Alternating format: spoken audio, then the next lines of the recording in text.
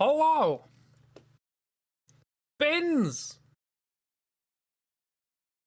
Don't forget the Bins Bear. Hi, Kira. How you doing? And Bear as well, obviously.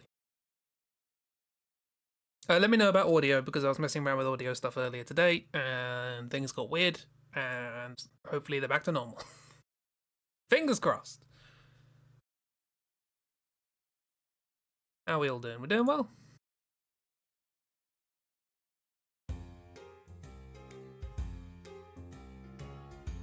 Don't forget the bins! Audio seems fine? Nice. Yeah, I was trying to record something from my computer through Reaper. And apparently the way you do that is by having a loopback system, and it's very dangerous having a loopback system, because if you have a loopback system feeding into itself, you end up with feedback, and the digital feedback is pure, which means that it gets very loud very quickly. And sure enough, it did. But luckily enough, I've been burned by that enough times to have taken my headphones off before that happened. But this is going to get loud, isn't it? Headphones off, click, very loud screeching behind me. Yep, I was right. Turn off. So I had to reset my audio stuff because I messed up. But like I say, I've made that mistake enough that I knew to preempt it. So something about experience, you know. But yeah, so long as all sounds good, that's all grand and fantastic. Excelente and such. Good. Yeah. Oh, have we all had a nice Wednesday? Wednesday, yes. I know days.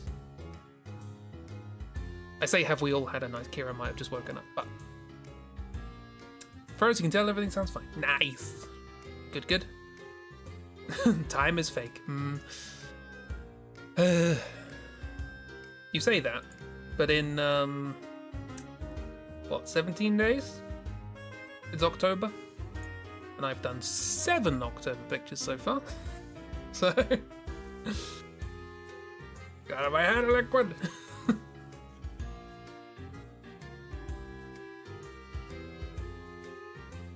We got this, it's fine. It's the next one that's an issue. And then the 1-3 after that, but whatever. There's a lot of the little ones in between. I was trying to get my head around it today, and it's like, Anyway, blah blah blah blah blah. Skiboodly doodle and gablah. Turn that off, don't need that. Swoosh! Blank screen. What an exciting start. Yeah. So, last time. That's right, Butterknife remembered that she's from the Summoner Village. Well, and she left when she was a very small child. 6? Very young.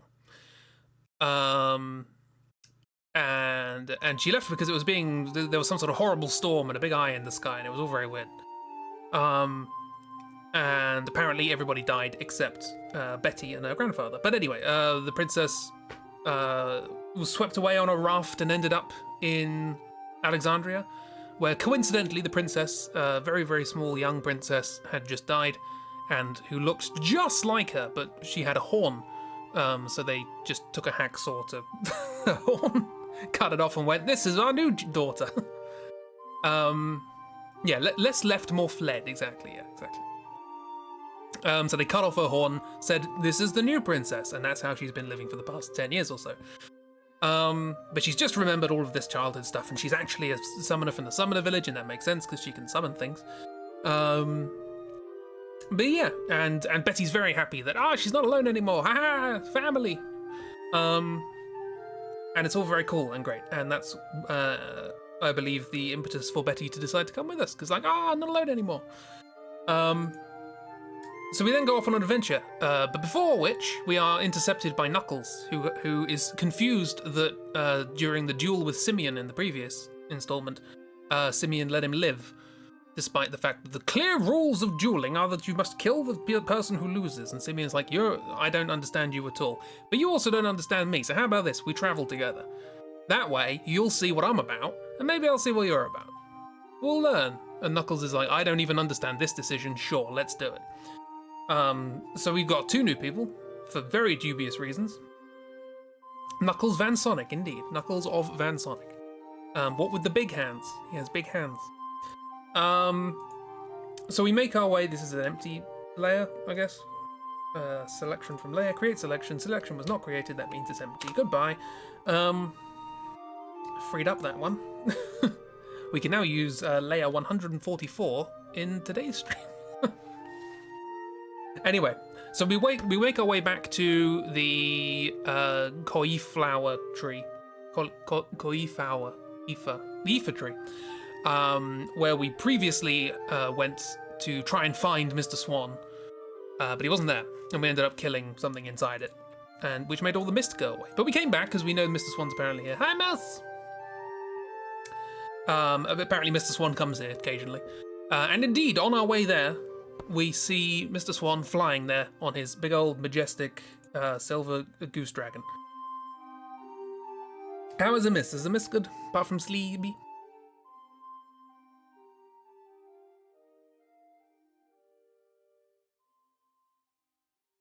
I was about to say you were sleepy this morning during the stream, but that was yesterday. Time's an illusion. Good, eating dinner. What you got? Exciting. Meanwhile, we get to the tree, and it's a very big tree. We're very small. For reference. And he's flying like to the top of it. So, Sleepy is eternal. Sleepy, I am reliably informed, is a symptom of not enough coffee disease. There's an Oobs, hello. It was a bad time to say that, given that I think Oobs is or was at least, cold turkey from caffeine. Also eating dinner, nice. Whatever you could find in the kitchen, something with potatoes and broccoli. Ooh. Makeshift stew.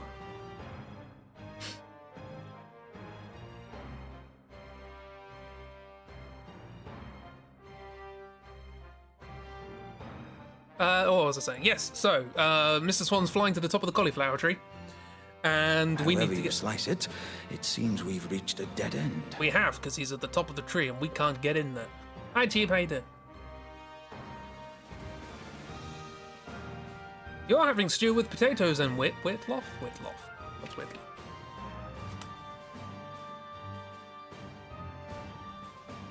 I don't know what that is. Chicory?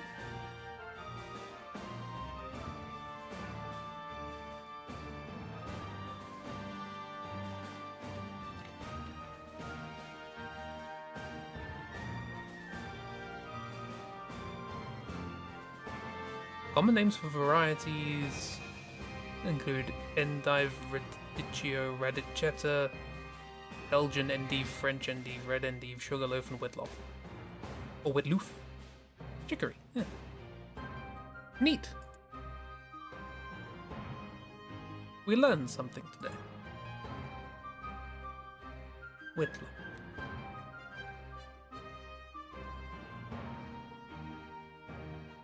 E.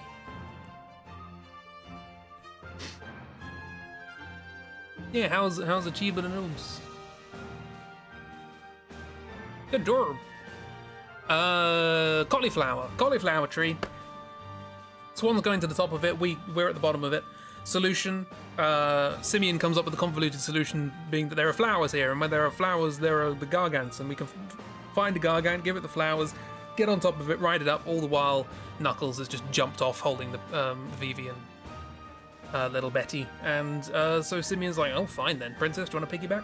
So they jump up to the top, where they meet Mr. Swan, who's soliloquying and having a good old poetic time, and is remarking at how the Queen Helga is approaching in her armada to come and get him, because he is the last sort of threat that she has, what with the fact that he gave her all of her weapons. Or at least gave her the tools for the weapons, and he talks about how, like, oh, he's not a bad guy, he hasn't killed anybody, he hasn't done anything bad. He's just given people the tools to do it themselves, etc., etc. Yay. And he waxes poetic, and so on and so forth. Trash Boy continues to be trash, but in a poetic way this time. You know, unlike the previous Final Fantasy Trash Boys. He has a penchant for poetry. When I say poetic, I don't just mean flowery language. He does actually, like, quotes poetry. In-universe poetry. Lord Avon, I guess. But anyway, he's got this whole thing going on. Anyway, cut to the Armada, and we see Queen Helga on the boats, giving orders to the Black Mages to summon a big old fireball. So they all work together to summon a fireball, and there's like covering fire from cannons and all that sort of stuff. It is snowing on Mount Fuji, exactly. I know, haiku. So yeah, they eventually power up enough to be able to fire a big old fireball at Mr. Swan, kaboom, and it causes him to bleed a little bit, and he's like, ooh, impressive, good job. You managed to make me bleed. Me, of all people. Very impressive. Now, while Mr. Swan is, doing that, he sends big old Mr. Monsters after us. But the princess is looking down at this armada and is like, "Oh my god, I gotta save my mother!" And people are like, "What do you mean your mother? You've just discovered that your mother died at sea like 10 years ago." It's like, "Well, my other mother, she was nice." Everyone's like, "She's a genocidal maniac." Well, she didn't used to be, etc., etc. So she's like, "Okay, there was an eidolon here. This whole place was blocked off because there was an eidolon that they needed to contain. Where is it? That might be able to help us." So we run down to the bottom of the tree, and we discover that the eidolon that was contained was Leviathan, the big old sea serpent that creates tidal waves. Not a great thing to try and save somebody at sea. So we're kind of useless in this narrative right now.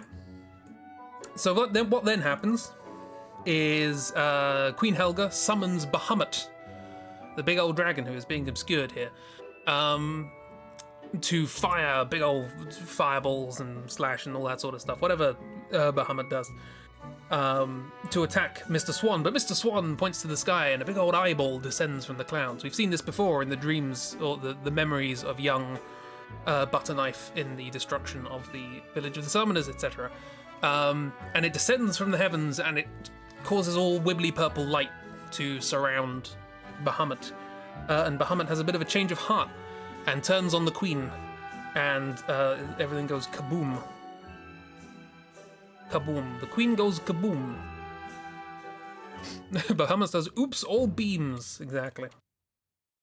Big old mega giga ultra beam. Take the first 7 syllables of a fully digivolved Digimon's name and then put beam at the end.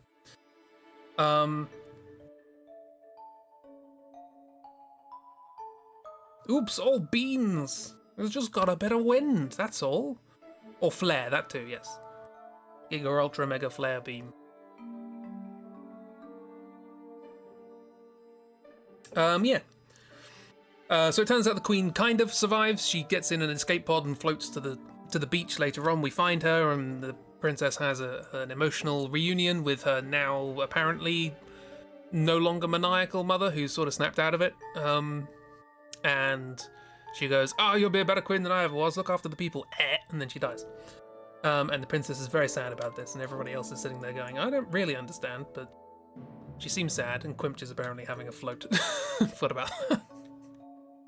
Alright, Quimch. Quimch is here for food. It's essentially beams of light what go boom. They do indeed. And eventually we return to Alexandria, where this all began, and we lay a wreath, or Butterknife lays a wreath at the memorial. I guess we don't have to call her Butterknife when she's in Alexandria. She is now soon to be Queen Zoraloraloralda. So the disguised name is no longer needed when she's not out adventuring. Eat the queen. Quimchwood. But yes, and it turns out that after the whole assault that was happening when we were here, and we left behind Jesse and James and Knox, turns out they're fine. But yeah, so we come back, we lay a wreath. It's all sad, bad times, but everyone's very excited for Zoraloraloralda / Butterknife to now be queen. Also, Professor Pretty Present is here. End of Disc 2. Exactly, we are halfway through. No, we're not halfway through, because Disc 3 is...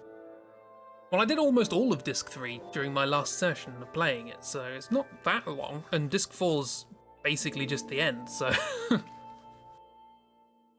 We're probably about 2/3 of the way, yeah. Yeah, 2/3 of the way through the game. Right, and we can do this sequence relatively quickly.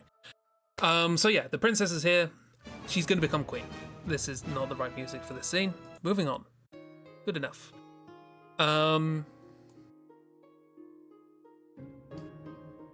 So we get a couple of things happening. Split screen. Because why not?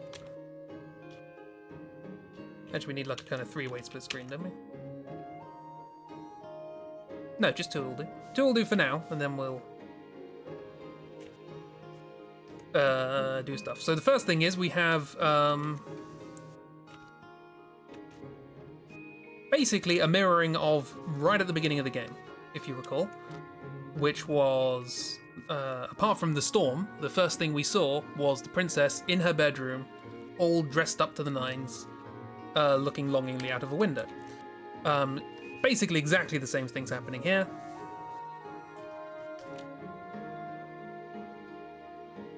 She's all dressed up, ready for the coronation, I guess. I don't exactly know what's happening.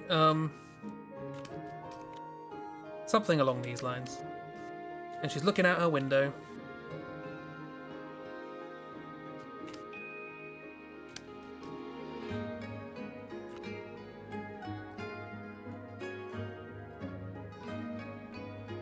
Because she misses Simeon and traveling with her friends. Yeah, they're making it official, exactly. But no, she's got queenly duties to attend to now. She can't be gallivanting off with people.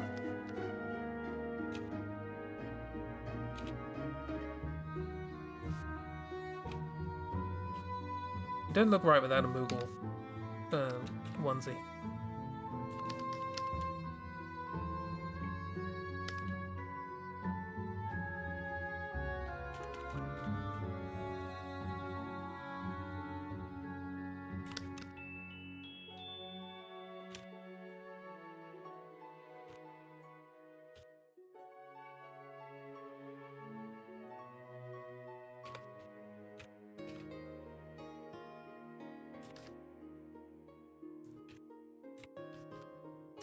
Big old puffy shoulders remind me of Dynasty.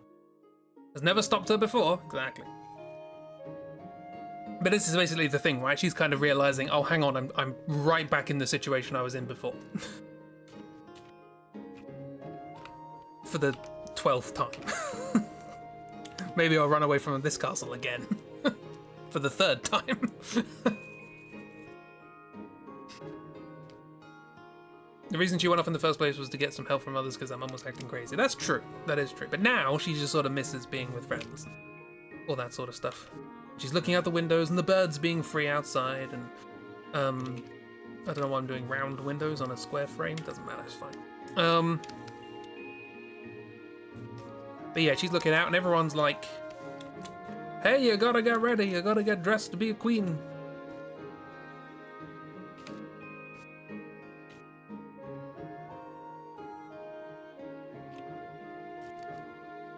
Be queen, queen. You're queen now. Did we mention you're queen?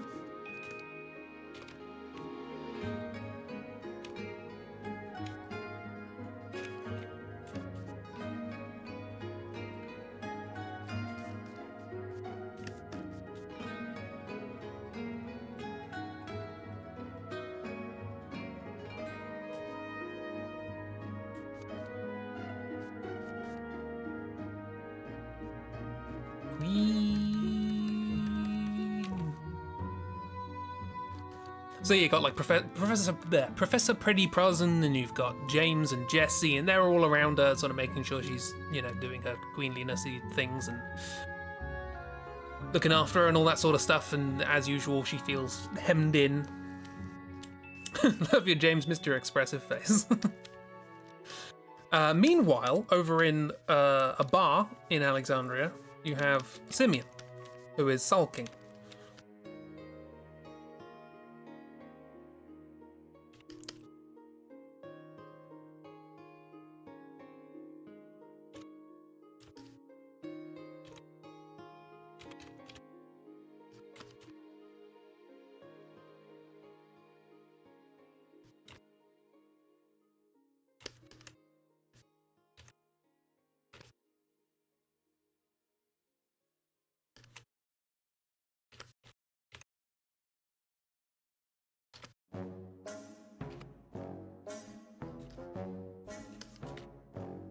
How old is he? 16, yeah. He's drunk at a bar. I don't know if he's drunk. He's just sulking. This could be a fizzy... Root beer? Did we have the conversation root beer's not alcoholic? I think we had that conversation. He's moping. He's being all sulky. Because, and you'll never guess, he misses butter knife. He's like, oh, you're a queen now. You don't have time to be with your friends anymore. Friends / kidnappers.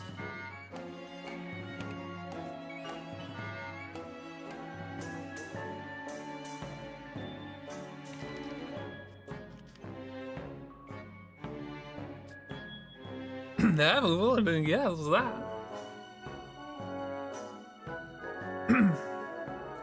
After all those compelling stories he told her.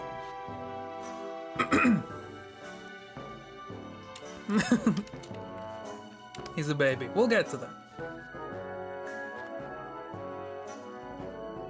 Not that he's a baby, but that course of judgment. You're not the only person to think that.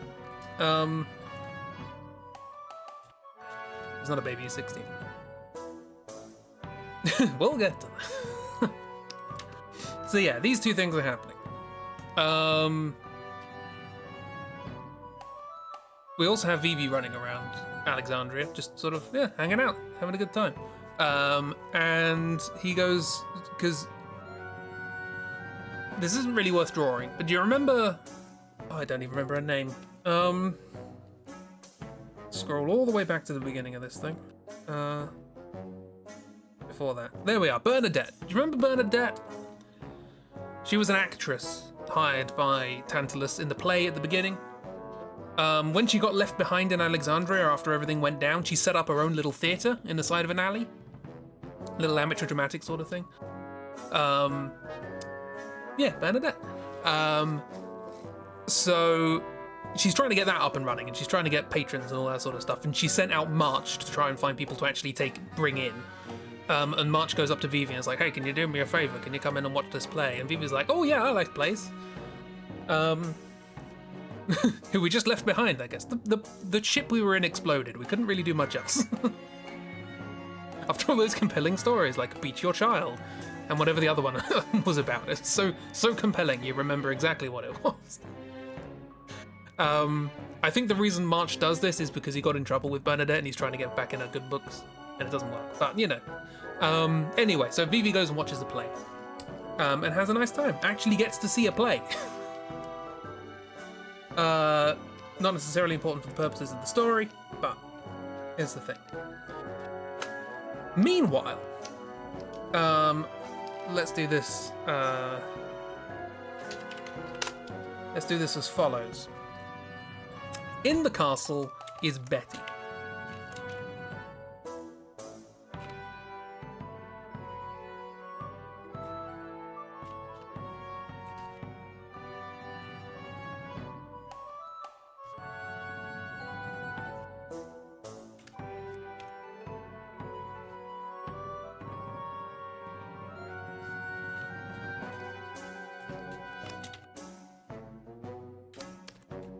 This is Betty, right? Now, she's in the castle, she's wandering around, and she's going, now that Princess Butterknife is the queen, she's real busy. And that means that Simeon is free to fall in love with me, a 6-year-old. I need to woo him. Like, how do adults woo people? I'm gonna write a really romantic love letter. I need to find somebody who's good with words. Enter Professor Preddy Pruzzen, who's also wandering around the castle.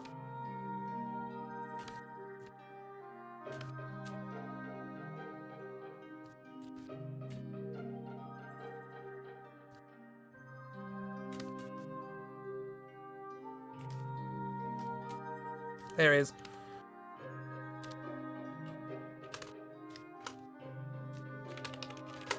And he wanders in and he's like, oh, hello, little child, what are you doing here? And she's like, I'm not a little child. Hey, do you know words? You look like a nerd. And he's like, feisty you are. He's like, yeah, I need to write a love letter. Can you help me write a love letter? And he's like, oh, sure, I could do that. Who are you? Where did you come from? I was like, oh yeah, I come from the summoning village. Come on, let's write a letter. And he's like, the what now? And they go off and write a letter. After they've written a letter, Betty's like, cool, I have a letter now.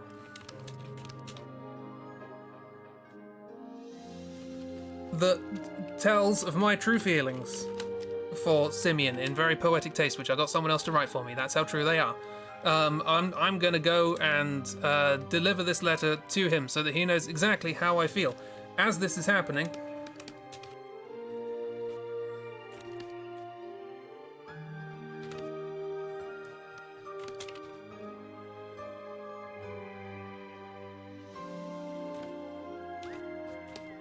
Captain Durgan Porkus wanders in. I don't know why he's in the castle, but he is.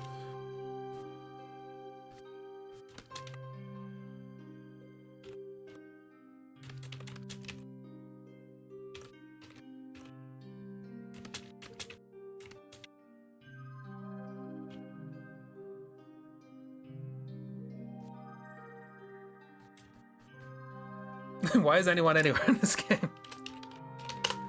And he wanders in, and he, oh no, boom, accidentally knocks over Betty, and Betty gets caught on a ledge somewhere, and the letter falls down to the ground. So she's caught up on this ledge, and she's, oh no, I can't, I'm stuck on this ledge, I can't get down. Help, help, help, help. And he's like, who are you, you strange child? And he's like, oh god, no, I can't deliver my letter. He's like, oh, that's okay, I'll deliver your letter for you. Sure, that sounds great. He's like, cool, do you know Simeon? It's like, yeah, sure do. Let's go and deliver this letter. And Betty's just stuck there for a bit, I guess.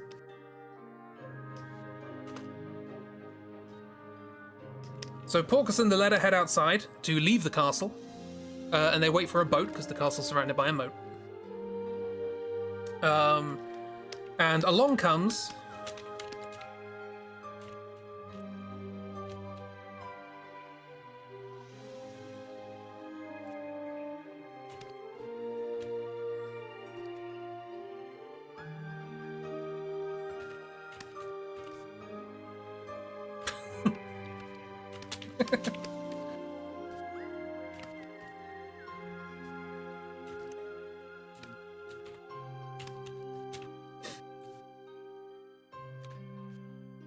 Along comes James, patrolling the castle, because he's a knight. He works here.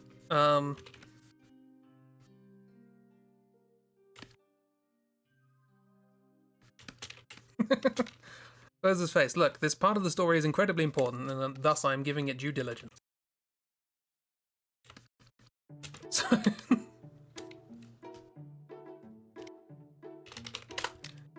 Perfect music. Right, so James comes along and he's like, hey, Porkus, how are you doing? And Porkus is like, oh, hi, I'm doing fine. How's all with you? You're being very polite to me, given that the last time I saw you I was kidnapping the princess. And he's like, oh yeah, we got over that. She's back safe and sound, all's nice and well. And he's like, great, that's cool. I'm doing stuff. And he's like, you should get out of the castle because you're not actually allowed here. And it's like, how dare you? I thought you were being nice to me. Well, you know, I've got duties to perform. You stop it. You're still just as stuck up as you ever were. Blah, blah, blah, blah. And the letter falls out of his hand. And he goes, fine, I'll leave. And James is like, oh god, ungrateful people. Meanwhile,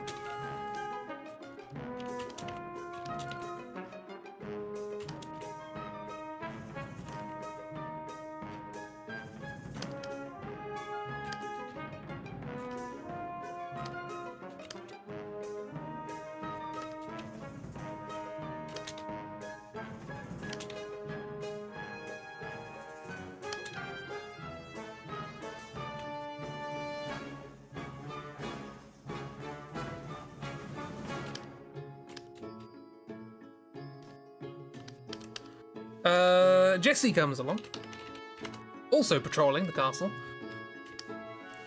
And she's like, oh, I thought I heard James around here. I heard his shouty voice, as I usually do. What's this? A letter on the floor? I guess I should pick this letter up and have a little look at what it says. Oh, it says, it's a love letter, and it says that these people should meet by the docks at midnight. Oh, James, did you leave this letter for me? Oh, intrigue. Cut to midnight. Why is the plot of a telenovela suddenly happening? Telenovela. Don't worry about it. I'm giving this very P.G. Woodhouse. I think this is supposed to be kind of like Shakespearean farce, kind of, sort of, ish.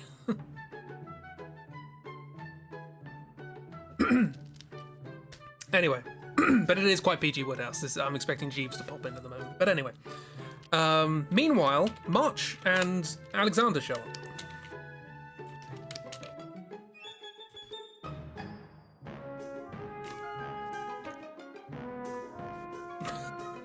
Let's check.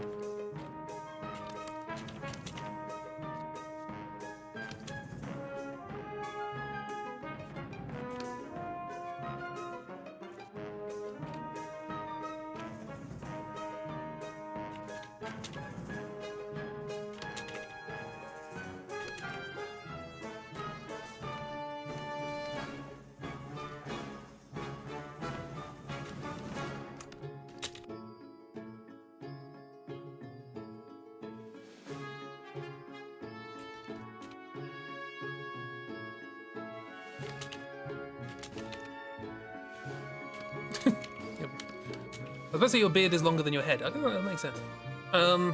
March looking great, as per usual.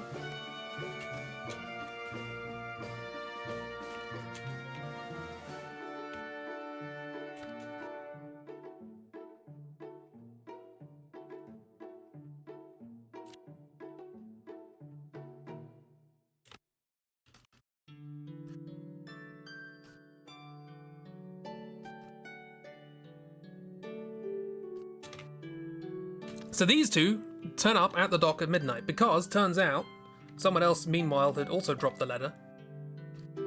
And March read it and was like, oh, I was left this by a secret admirer.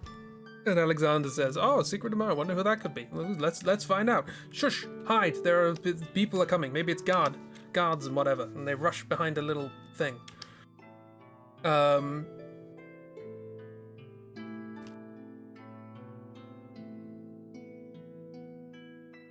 Who comes in now? Someone else comes in.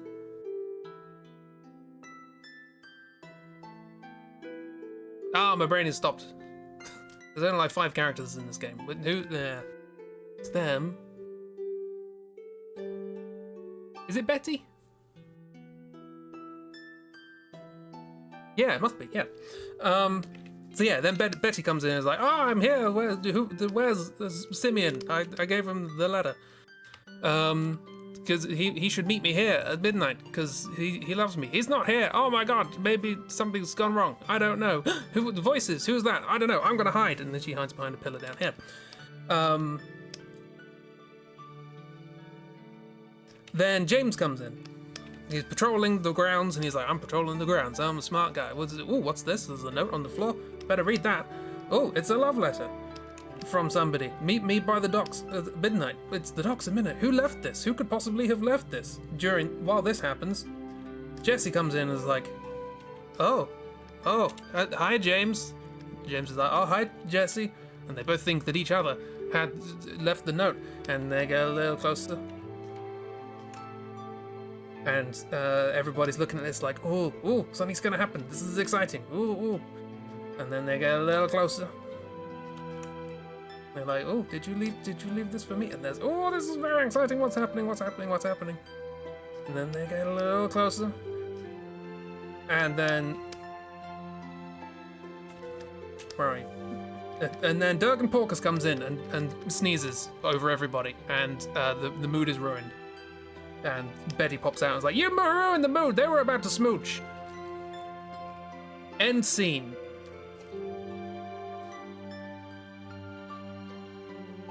Hope you enjoyed that. That will never be relevant again. Right.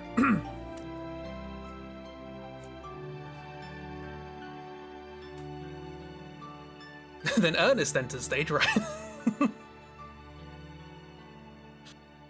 Yeah, best buddies support each other when one gets a love confession. Yeah, great. So this is why I just wanted to do that with little scratchy stick figures. I thought it'd be fun. So yeah, that's just an interlude that happens in the first section of disc 3.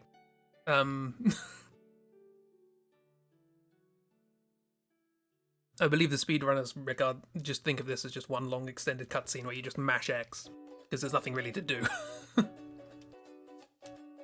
It was the best decision for that scene. I was going to make the stick figures off screen, but I forgot. Anyway, meanwhile,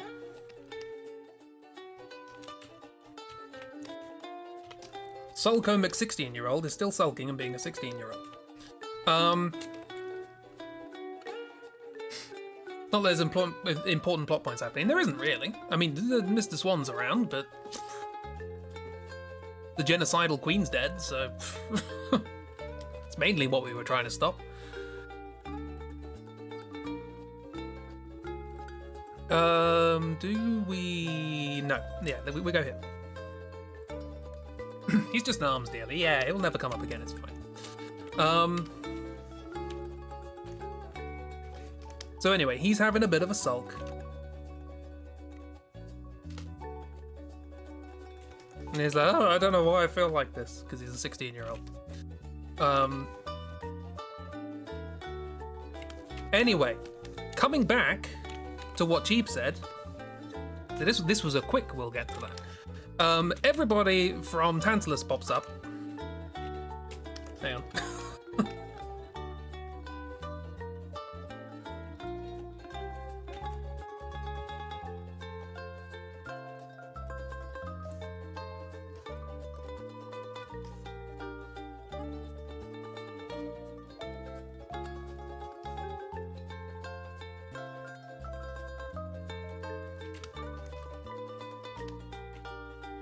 Simeon, you're the dumbest person here, and look who you're surrounded by.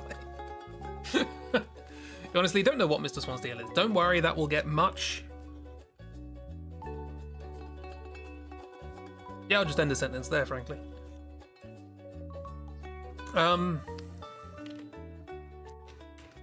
Bernadette's also here.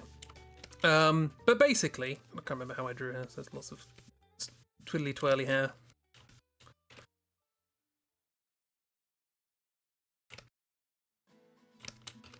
And basically, they all come in and they're like, hey, Simeon, you're an idiot. You're in love with the princess. Get over yourself. You're not going to just sit here moping all the time. And Simeon's like, hey, boss, can I join Tantalus again? I know I left, but can I join? Because I want to do anything else right now. And Durgan Porkus is like, no. You know exactly what you need to do. Go and do it. Meanwhile, Vivi comes in. And he's like, hey, I watched a really cool play. It was fun. Hey, can we go see the princess, please? And everyone's like, Simeon, you're being shown up by a child. This child is better at asking for what he wants than you are.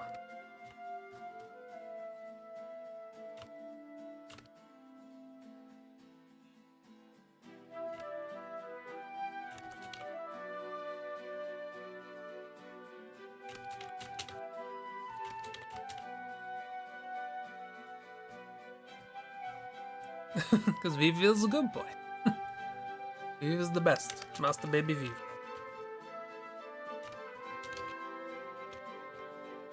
He's like, hey, can we go see the princess at the castle, please? And everyone's like, go take Vivi to the castle. You know you want to go. Now you have an excuse other than your own wallowing.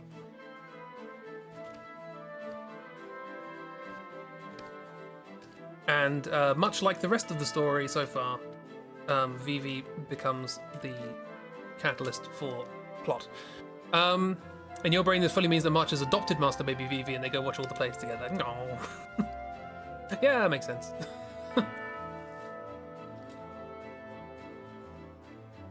There is nothing in the game that contradicts that statement.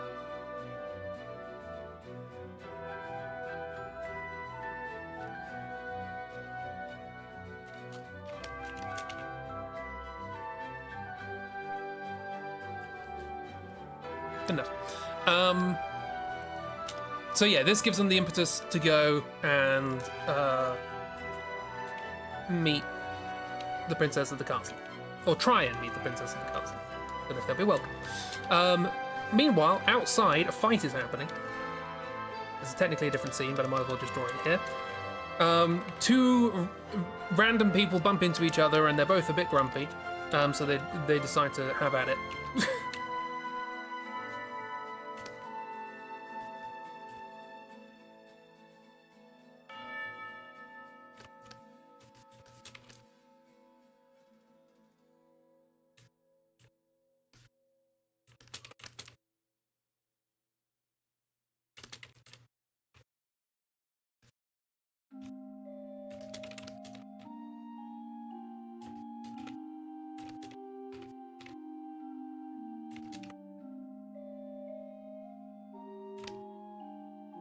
Do you have a moustache? You got the full goatee or just a beard? Alexander's got the full goatee. He's got the full, like, imperial plus goatee, moustache plus goatee. This is technically the goatee. Beard terminology is complicated. March, Alexander the First, and Vivi all go to Bernadette's place to support her. Yee.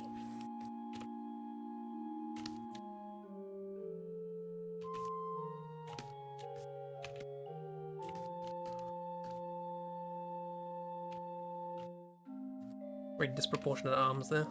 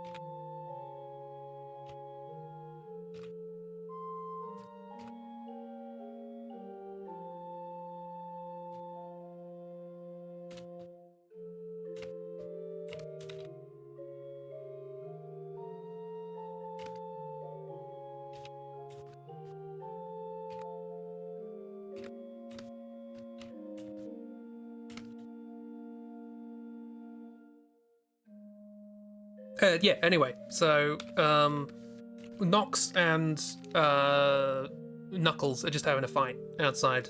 They get a bit standoffish with each other. And start having a little tussle, and our character's like, hey, what's up? What's up, you two? I was like, oh, they started it. I was like, oh, right, yes, you haven't met Nox. Meet Knuckles Van Sonic. Knuckles Van Sonic. Meet Nox Ladlewith. Carry around a booster set at all times for Vivi, you know.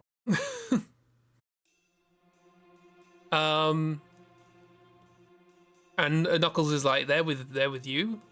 And Nox is like, they're with you? It's like, yeah, we're gonna go to the castle to see the princess. Do you wanna come? I was like, oh, not really doing anything else. Sure, why not? So they join. And we go to the castle.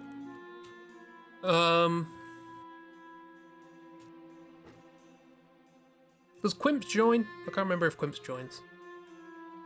Why not? They have no reason not to join. So we go to the castle, and initially, James doesn't want to let us in. He's like, we don't have any business here. This is not where we're supposed to be. You're not here on official royal business. You're not supposed to be here. You're not allowed in. And then Vivi goes, hi, James, can I come in? And he's like, sure. Anything for Vivi. Because James knows where it's at.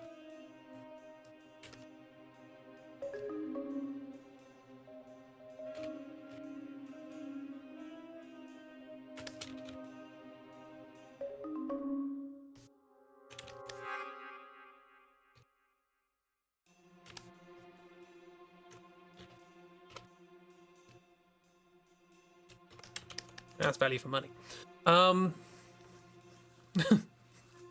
always joins, exactly. Sometimes you can't see them.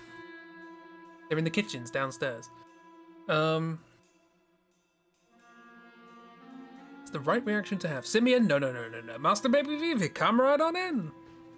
There's a lot of respect for Master Baby Vivi. He's the one who called him Master Baby Vivi, after all. Anyway, so they are granted an audience with the Queen-to-be.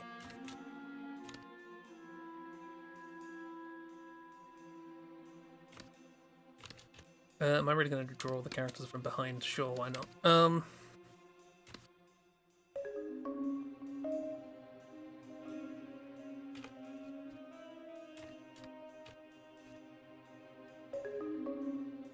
I do draw shoes from behind.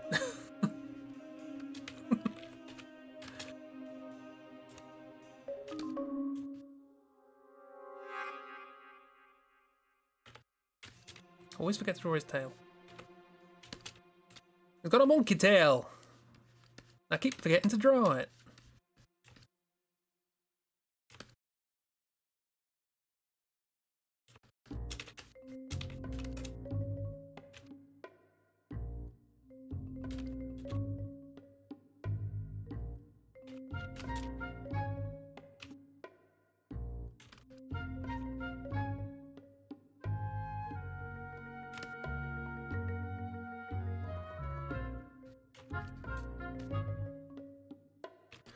Betty's also here because she's done with her whole Shakespearean facade now.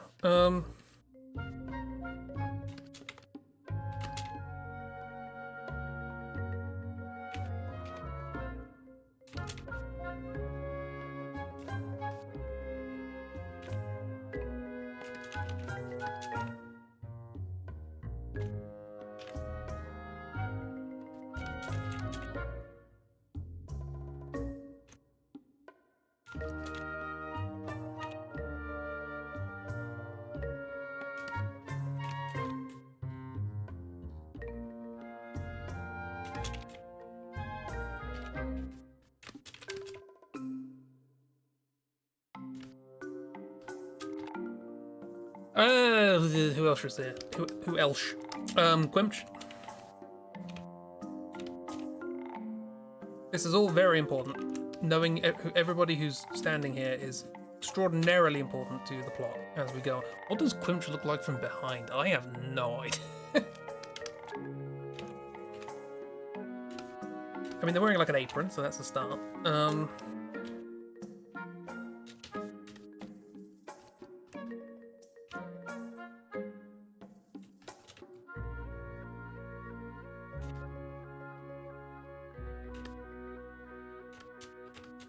Quimch always faces the camera. The head just rotates.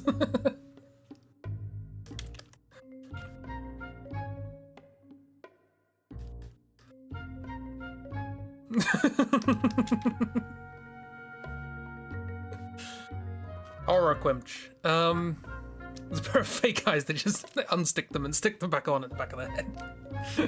They don't need eyes.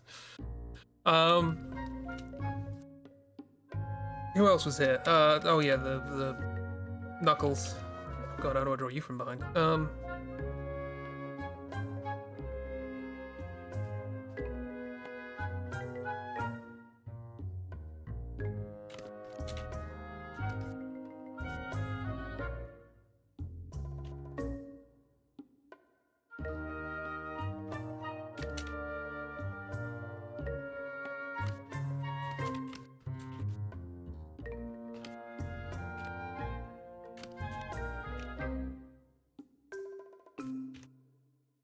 Last time he was here, he was being hired to hunt down the princess, dead or alive. Now she's the queen, so I guess he doesn't have to worry about that anymore.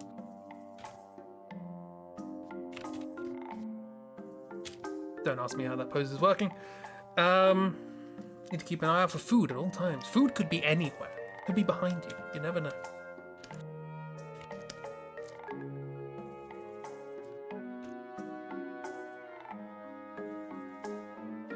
I don't know how your hat works either, so I'm just gonna have to improvise. Might just look like that actually. Ears. Guess what I forgot to draw on the last doodle.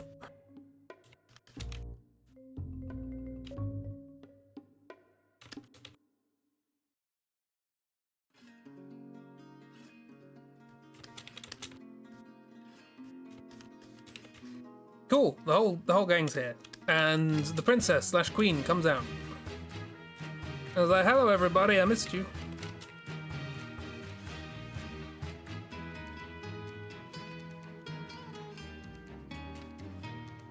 She's got a crown tiara thing on and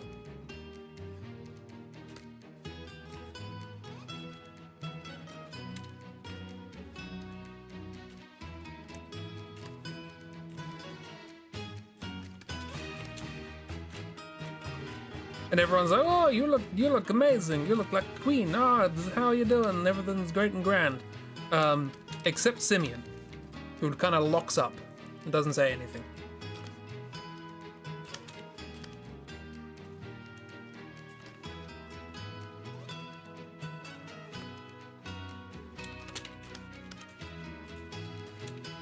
And within like 10 seconds, James comes in and goes, hey, Queen, are you done? You've got queenly things to do.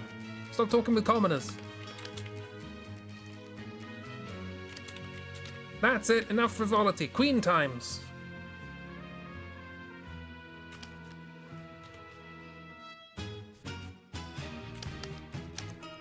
Because James is a busybody like that.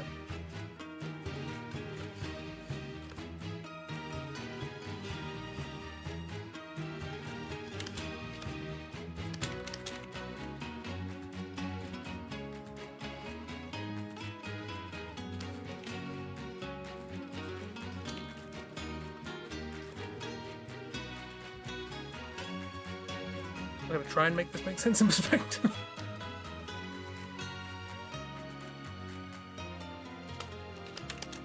Well, that-ish.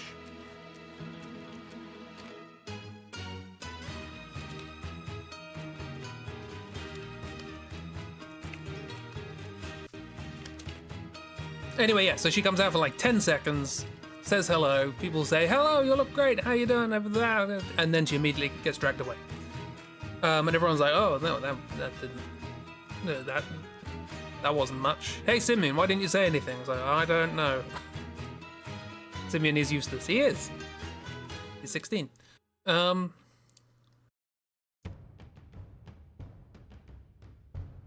yeah, and now he has another sulk. Because he didn't say anything. Even though he now blurts out all the things that he wanted to say. About how much he's missed her and they should go off together and have adventures and all that sort of stuff. And he's like, why didn't I say any of that?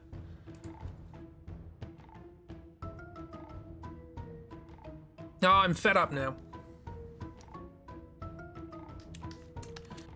Meanwhile,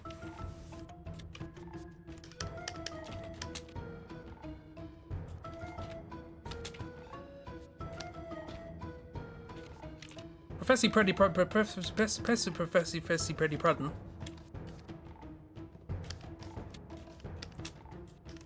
pokes his beacon.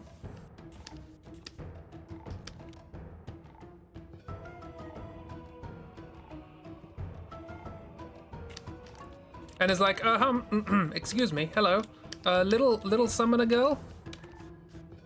Did you say you were from Medain Sari? She's like, yeah, that's where I come from.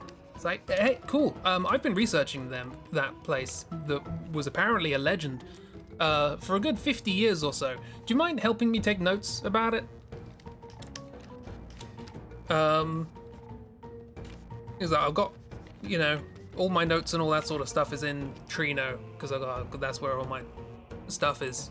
We can take the Gargant underground back to Trino. That'll be great. And everyone's like, oh yeah, you know, it'd be nice to have a little trip to Trino, why not? So everyone agrees to go on a trip to Trino, except Simeon, who's still moping. And everyone's like, oh wait, Simeon, you're coming to Trino, whether you like it or not.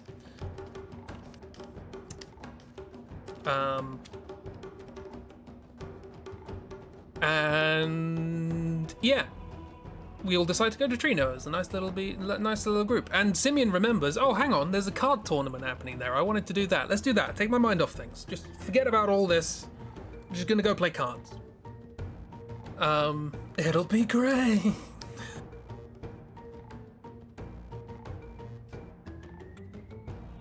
So yeah, we all decide to just have a little trip to Trino. Pretty tells him about it? Ah, okay, yeah, there we go.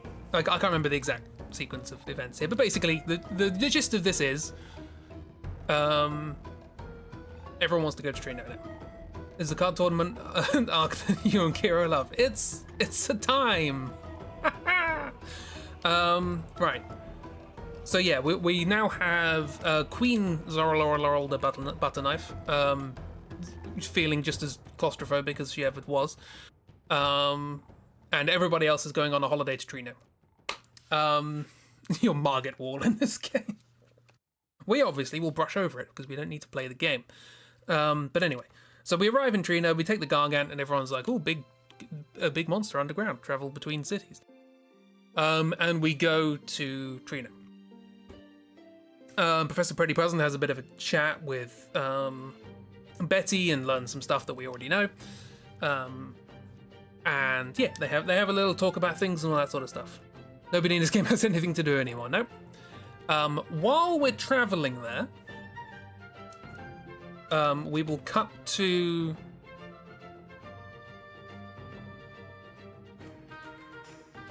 Yes, we'll cut to the entrance to Alexandria. There's a statue there.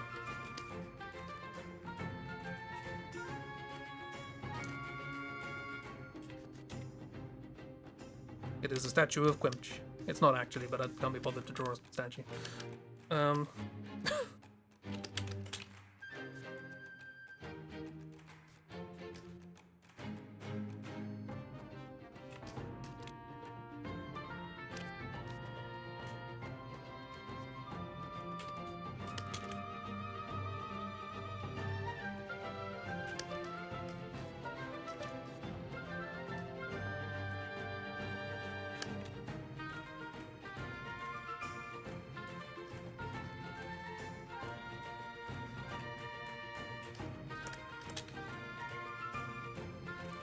Anyway, so we cut back. It's nighttime now. Everyone's asleep. But through the castle gates, or through the town gates, not the castle gates. So this is Alexandria, the town, not the castle. Beautiful statue of Quimch.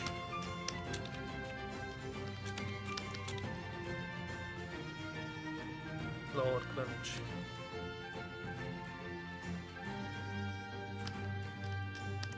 They are eternal. Very canon. Hold that thought. But while this is happening, a couple of familiar faces sneak into the city under nightfall. Or I guess less familiar faces and more familiar hats.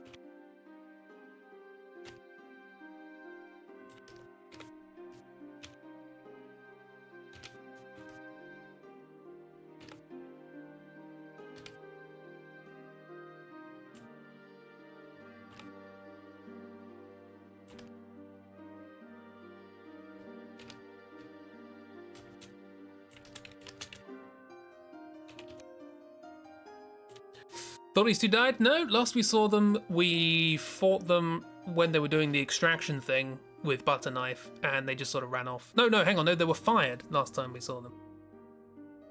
Yeah, they were just fired by the Queen because they were incompetent. And now they're back.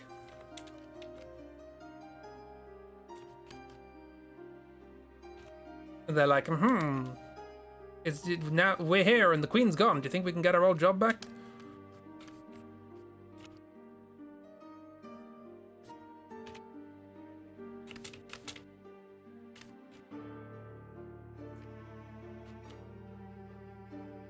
Yeah, I hate making new eyes. I did see that.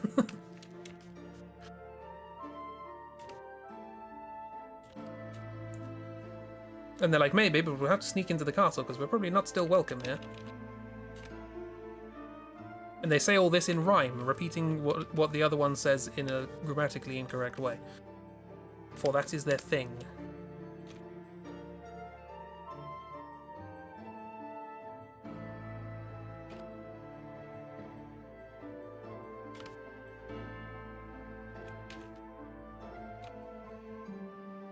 You got a collar? Probably. Everyone's got a big collar in this.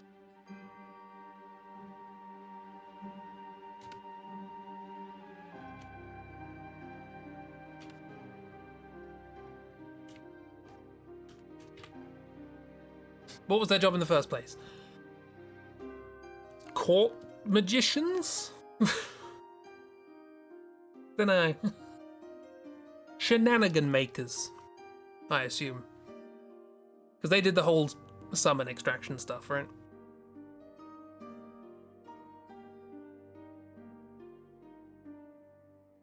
But we never see them do any jestering, so... Whatever it is Cuthbert does. He's a lord. Like Quimch. Cuthbert and Quimch, besties.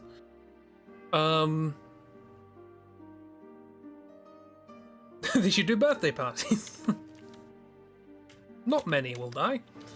Cuthbert is not in any way like Quimch. They both like food.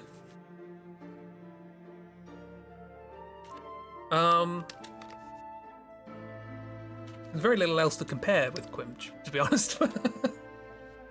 Kefka wasn't a clown too, but he sure looked like one. Yeah, I think it's just a running theme. There are clown-like characters. Quimch can't go to hell, they'll eat it. Eat hell. Oh no, you've been put into a seemingly endless muddy bog with behemoths. Oh, they ate it. They ate the bog. Okay, well, it's dry land now, I guess.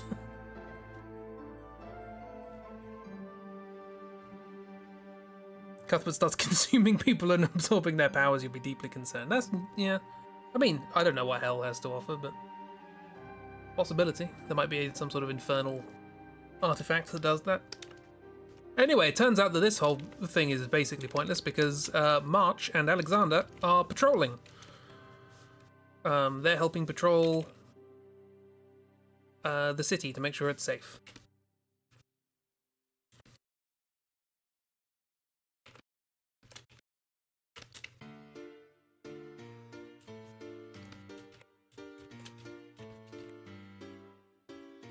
So, Frick and Frack are like, oh, bugger, well, we'll come back later then, I guess? And that's basically the scene. I'm going to finish drawing March, because March.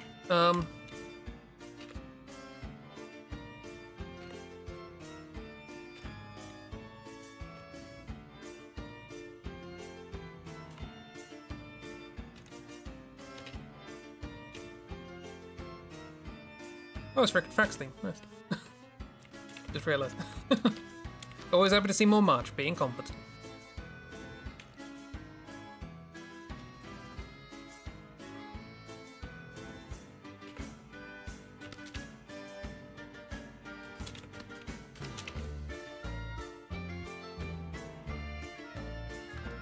But then anatomy practice to good use. Look, March, the reason we called March March is because of the whole October situation.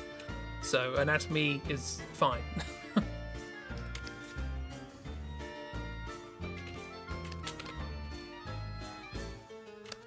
The thing I like about this, and I think I probably mentioned it in the stream, is that they've got this whole like kind of patchwork body part thing that October has. And I would be perfectly happy to admit that that's an influence behind October. And maybe it was on a subconscious level, but I don't remember ever actually knowing that that's what March looks like.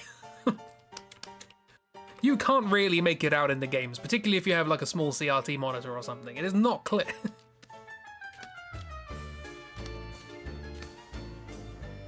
So either I did work it out, my little small child brain on a tiny monitor did work it out and then I forgot, or it seeped into my brain somehow and then I accidentally plagiarized it.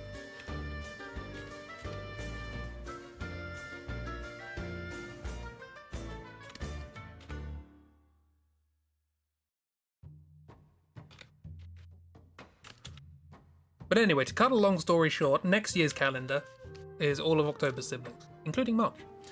Although not December, there isn't a December. So I guess that's a group photo.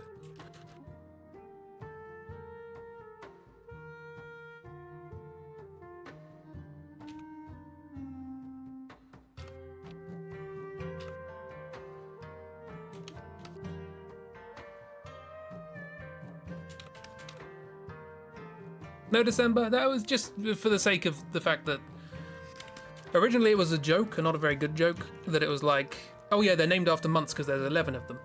And it's like, there are 12 months, though. Why do you name them after months if there's 11? It's like, well, you come up with a list of 11 things. But I just always quite like the idea that there's not all of them.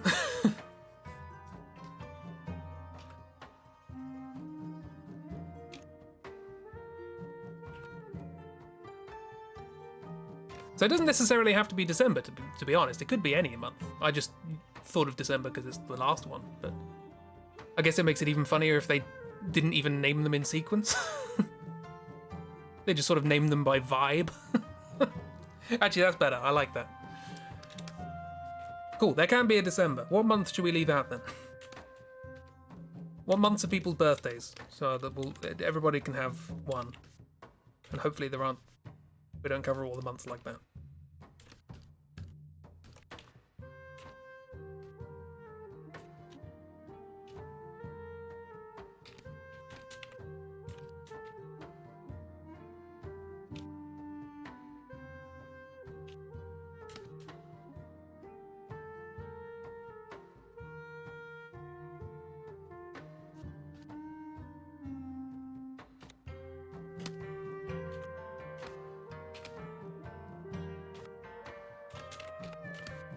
This scene's over, by the way. I don't know why I'm drawing it.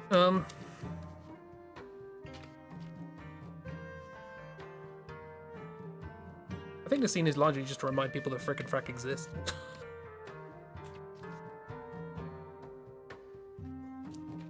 Yeah, I've I got confused between Quimch's hat and Alexander's hat.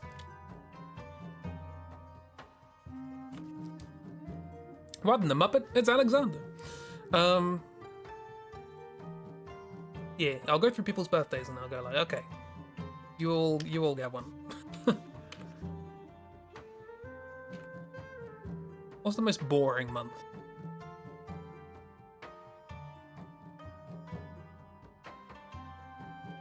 Annoyingly, I'd say the most boring month is February, but we've already got a February. Anyway, yes, sorry. So that happens. That's a scene. Cut back to Trino, where everyone's on holiday. A few things happen while card games are occurring. Thing number one...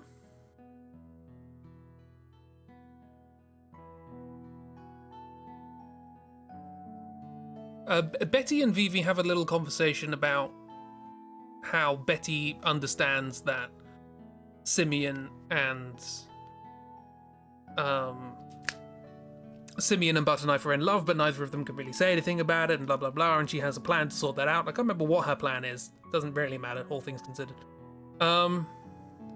Bashing her head against a wall. A lot of active time events. Anyway, they have a little conversation. That's not particularly relevant. What is relevant is that Knuckles wanders around.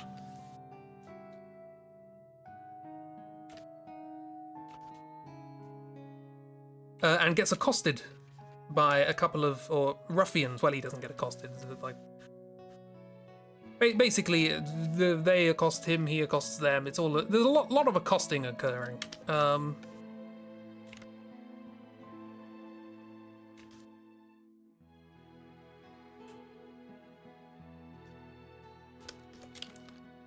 Angry hairline. Are Simeon and Princess Butterknife in love? Simeon is in love. Is Princess Butterknife? Yeah, kind of. Her whole like looking out the window longing thing, I guess I left it a bit vague, but she kind of does emphasize Simeon a bit, really. It's mostly Simeon, to be honest. But mutual accosting. And every time I have to bloody draw Knuckles. Like what do I even do with you?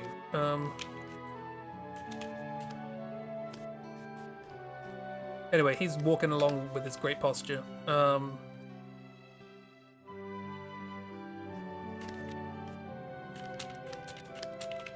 And yeah, a little accosting happens. He bumps into someone. They argue back, and there's a little bit of back and forth.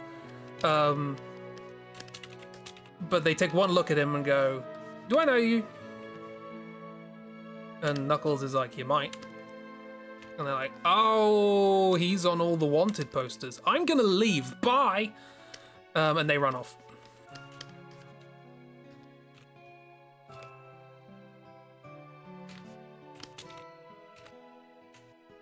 So he scares off a couple of ruffians by virtue of apparently being a wanted man.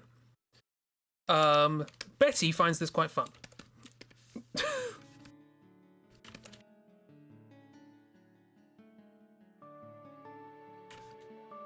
They're like, wow, you chased off those bullies real good.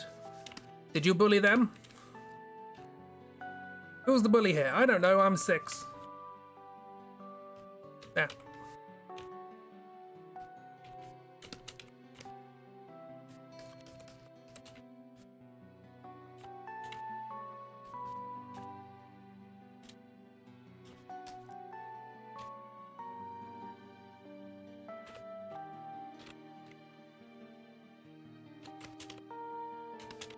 Because they're always missing teeth for it.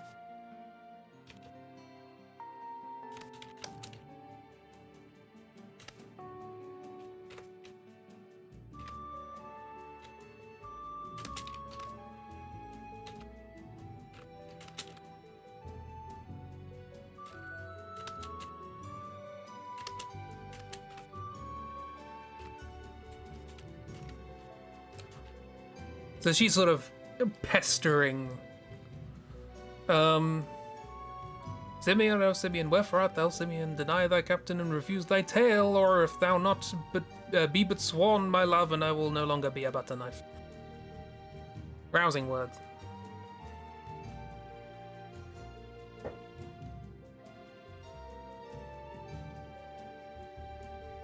What quimped through yonder window breaks? Smash. Quimp just flies in through the window.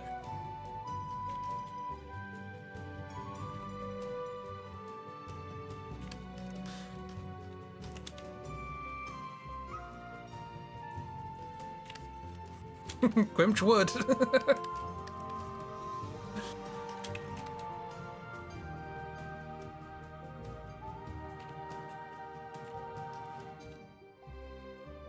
Could see it easily. I could see that. Or, if the joke's too obvious, it would be, what Quimch through yonder window breaks? Cut to window. Quimch flies at window. Splat. they just thump up against the window and then slide down. Because I imagine they're quite soft.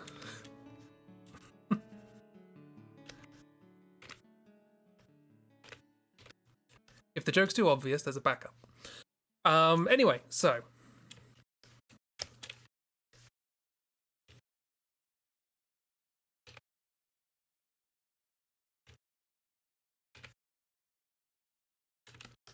Sonic, with him leggies, is engaging in disinterested discourse with a very excited 6-year-old. Meanwhile, a ruffian, a fiend, a thief,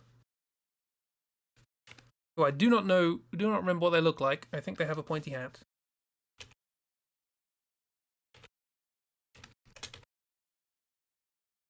They might have hair over their face as well. Music's ended. No! Come back here, you. Yep. Guy was built for kicking. Too bad he punches. I don't think he has a kick attack.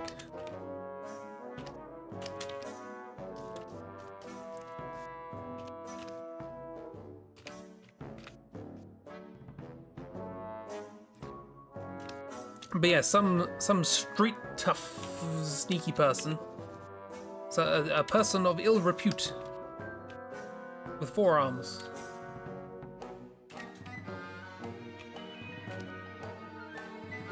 Looks at this and is like, oh, I see. Old Knuckles getting soft. Walking around with a small child, eh? Maybe I can use this to my advantage. Hee hee hee, sneaky, sneaky, sneaky. Snufkin? Snufkin's evil twin.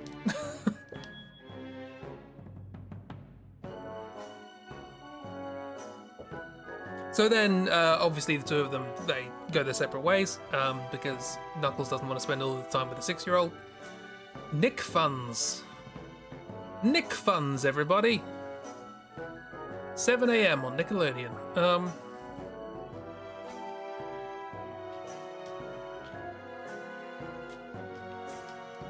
Sorry, for the sake of completion, I do need to add Quimch. One. Just a moment. I always forget how to draw Quimch. Like this.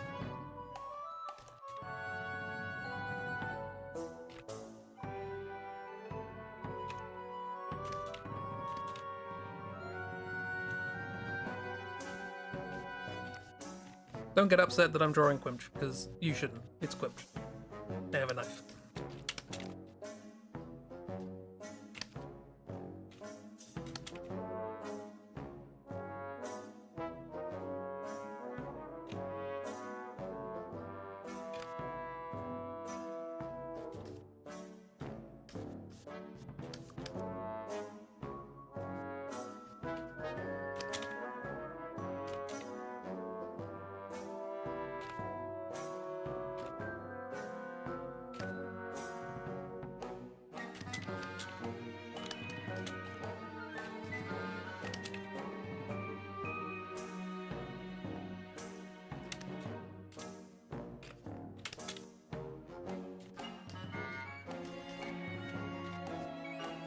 There is a quick Quinch for scale.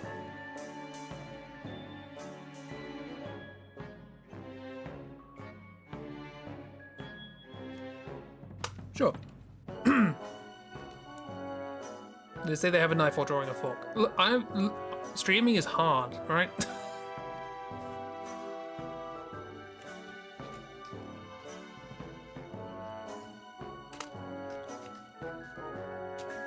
Anywho. I'm judging you harshly. Judge me harshly. I dare you. Does Quimch talk? Yes. Much talking. Otherwise, they wouldn't have given the incredibly valuable lifelong lesson of always cook more than you need. Gonna hunt sleep for sport. I wish you the best success. Use a fork knife. Gives you the best success, as far as I'm aware. Have a good sleep. Good night! Best of luck indeed. So, this mysterious, shadowy fellow approaches Betty and is like, maybe I can get one over on this criminal mastermind. Criminal mastermind? That's not true. This wanted person. And get the ransom money or whatever. Don't really know what this person's plan is. But, seemingly got a connection to this little kid. If I kidnap the kid, then I can profit. So I was like, hey there, little kid.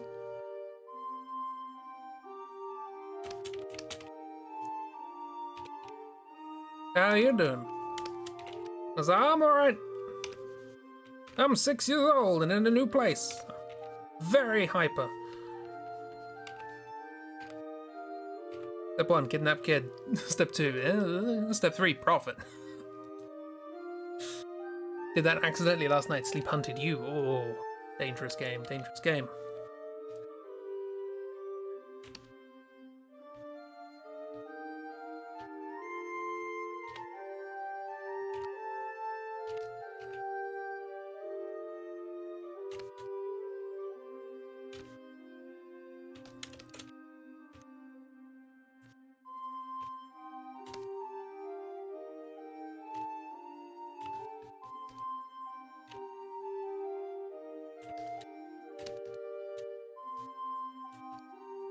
But anyway, he's like, hey, how's it going? What are you doing here? I know this town. I can show you around. Show you the sights.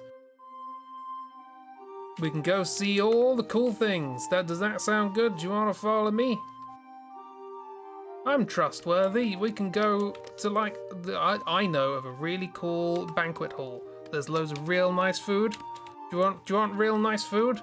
Then Quimp shows up and goes like, it's food! You're talking about food? Yeah, let's go food. And he's like, what? Who? I was just inviting this kid to go food, not you. And then Betty runs off, and they're like, what now? What's going on? Quimch is like, you said something about food? Yeah, food. Food. So Quimch saves the day. Hooray! And this guy's like, yeah, this went to plan. Bye! And then runs off. How does Quimch talk around the tongue? So I believe Quimch has like a Muppet face. I don't really draw it, so it's sort of like standard, like.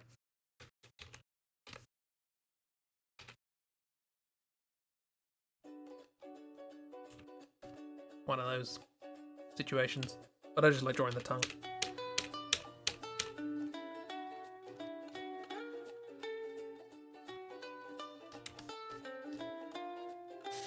Yeah, so Quimch saves the day. Hooray! Quimch is the best. Quimch and March.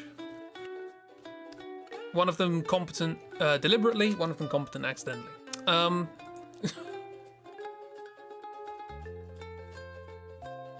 Anyway, while this is happening, Thingy-mabob, Knuckles has wandered off, and I'm just going to use the picture I drew of you earlier because I can't be bothered. You're in the same position all the time anyway, it doesn't matter. That's good. The two sides of the competency. You hate it. That's fine, don't worry about it. I think that's what it is anyway, I can't recall. I remembered the other day a point that I forgot to point out, which was that during the beginning of the game, when all the party festivities are being prepared, Quimch is like the head cook in the kitchens of the castle for some reason. I don't know why, but they are. They're just there. You can't really interact with them much, but Quimch can come with the found family that you've decided is in this game to the theatre, and then just eat all the popcorn at the theatre. Yeah, they make all their profit at the food stand. The actual tickets don't make a profit, it's entirely the food. And as a consequence, they get to sell the food cheaper, so everyone else is like, wow, this is the only theatre in town where the popcorn is affordable. Brilliant! And that brings more people in. It's a good economic system. Anyway, Nox is here too, which is basically Nox's experience for the rest of the game, is to say those words. Sorry if you're expecting a good story with Nox.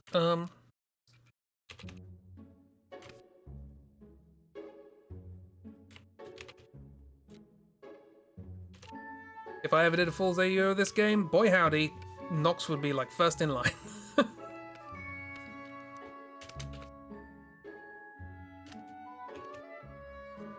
Nox deserves better. Nox and Beth should have their own adventure.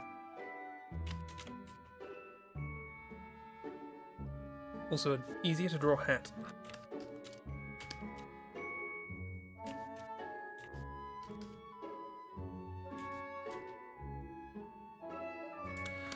So yeah, Nox is here. Probably not facing that way.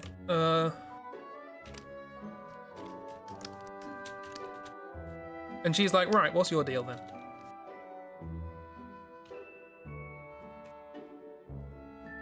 Why are you wanted around here? What's your deal with Simeon? Got a bit of a grudge against him. What's happening? And Knuckles says, Knuckles' story is she had a husband, the husband disappeared, husband reappeared, husband died when the city got blown up. Are you missing something? We didn't see him die. He buggered off before that happened, if you remember. What's the who? A YubTub playlist. What is in the YubTub playlist? Gerald dies a very painful death. Okay, right. Fair enough. I'll remember that. What is YubTubs?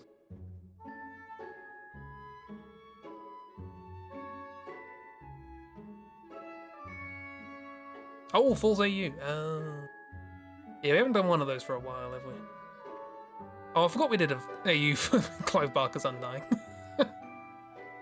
Immediately after playing it.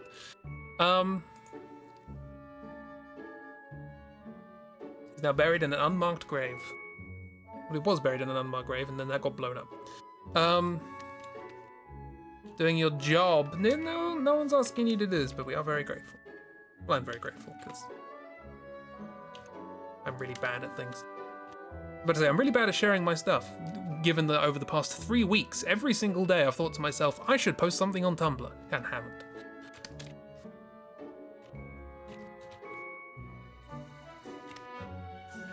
But anyway, yes, that is Nox's story, you're correct.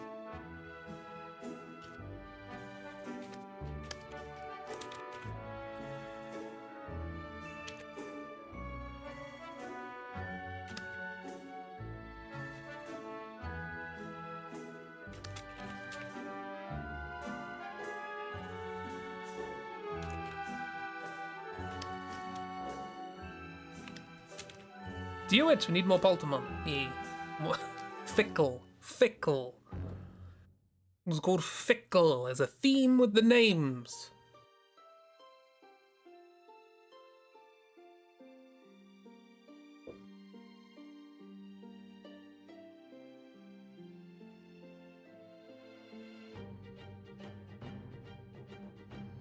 Still confused as to why I censored it.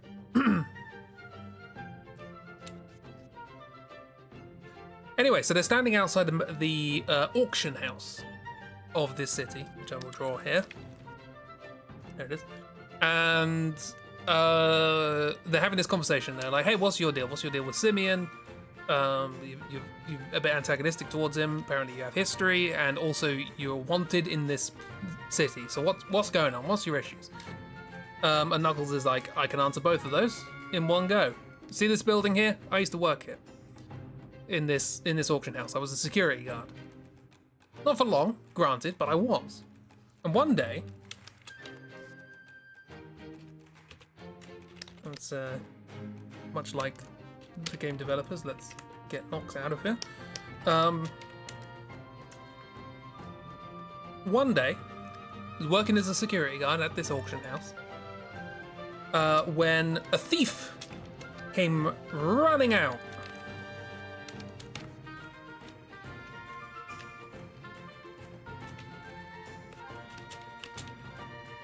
And there was the call of guards going, thief, thief!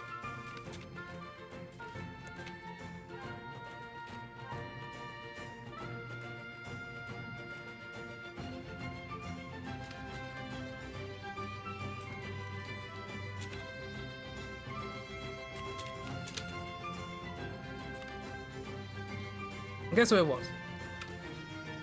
That's some familiar hair. We'll get to that.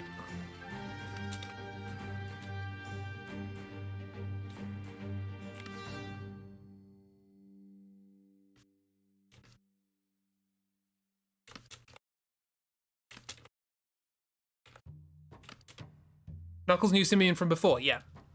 If you remember, which frankly I'd be very surprised if anyone does, when we very first met Knuckles and he was talking to the Queen about the bounty hunter job, the Queen was like, I need you to go after the princess and get back the thing, and Knuckles was like, you say there's a guy with a monkey tail? Cool, I'll deal with that first, then I'll do your job. So he's got beef.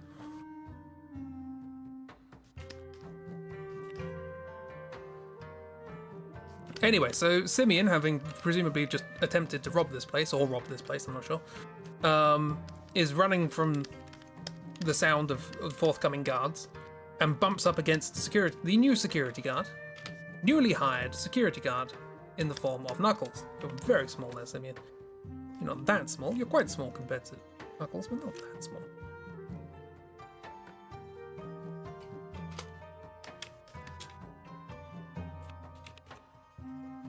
I remembered.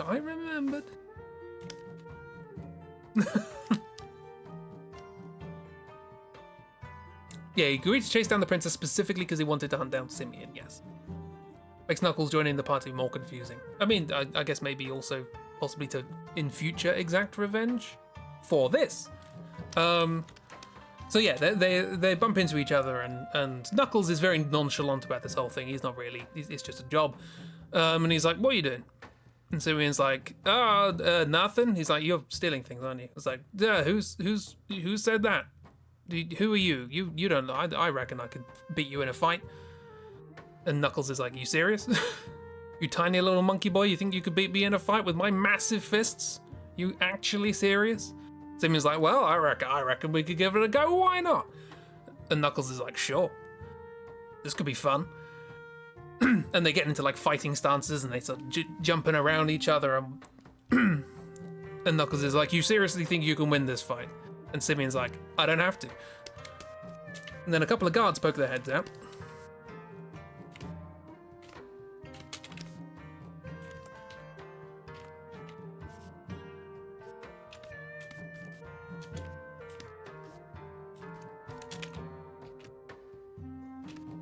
Johnny and Bommy. There might be one guard with two heads, I don't know. They poke their heads out and they're like, excuse me, have you seen a thief anywhere? And Simeon's like, yeah, he's right here. I'm gonna go get some guards. You take care of him. He looks too strong for me. And then Simeon runs off. For a swoosh. And Knuckles is like, oh, I get it.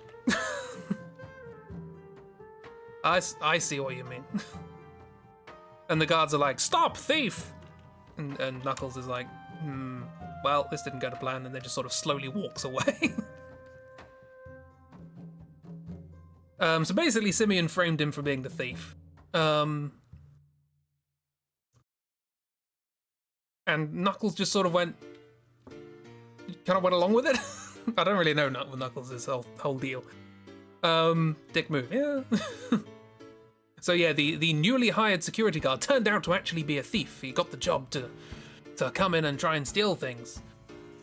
He didn't, obviously. Simeon just framed it, but a little weird interaction. Welcome to the last third of this game. So yeah, that's the backstory between these characters. And that's why he's wanted in Trino, and it's why he wanted to go after Simeon in the first place. But by going through this, yeah, rather than make things right by explaining he was a bodyguard for Simeon, he was the actual thief, he left to chase down Simeon, exactly. He did not make good decisions, right? But he was still in the mindset of like, I need to show my strength. I need to show how strong I am. I'm gonna beat this guy. That's what matters to him, right? And just didn't really care about the fact that he had a bounty, I guess. So that's what he's been trying to do, is trying to chase this guy down and beat him up. And then he got beaten up and he's like, well, screwed me over, I guess. Anyway, Nox, cutting back to Nox. Nox is like, right, okay, so Simeon got one over on you because you were trying to beat him up and he had a brain, right? So what? And I never thought I'd say that about Simeon.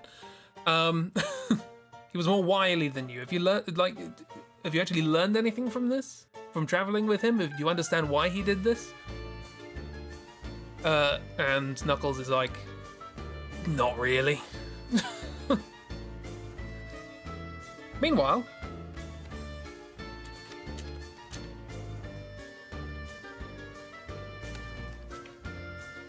Quimch is hungry.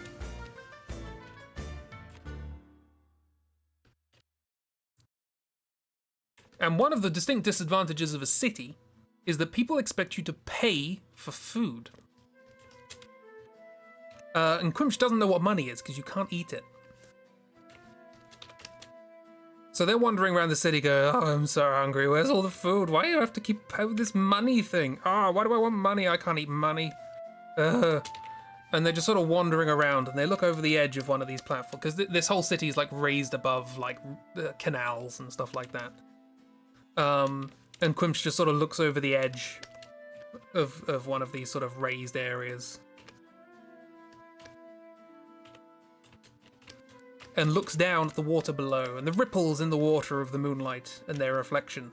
And they look down and go, well, that looks kind of like food. I'm very hungry, but this is the best I've got. And their response is to just jump into the water from like 50 feet in the air or whatever.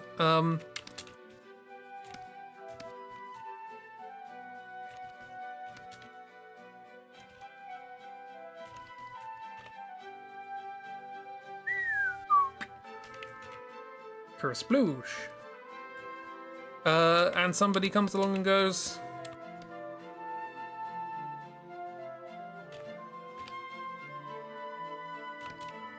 well, someone else just committed suicide, I guess. They just walk. They just go, wow, no, another suicide. Phew. Blimey, people really should put barriers here.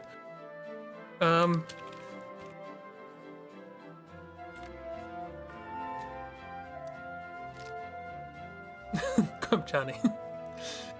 I want to say that because they've interacted now twice, that's enough for this game. Nox and Knuckles should fall in love, mostly so Nox can have the name Nox Ladlewith Van Sonic. Because the names should stack. Ladlewith Van Sonic. What was... The Simeon MN Slut and Princess Zorlorlda. Although do we know? I guess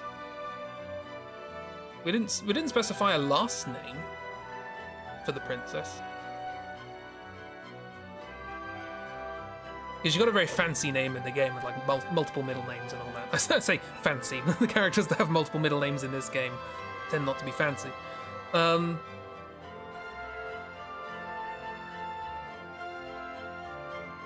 Narcissus, but make him hungry. We'll get to that.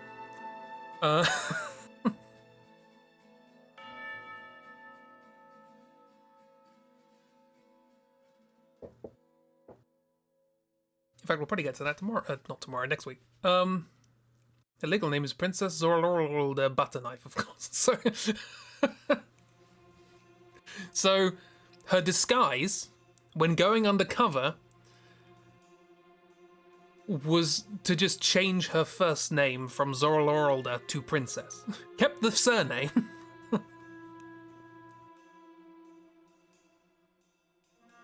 Right, okay. She's not smart. 16-year-olds, I suppose.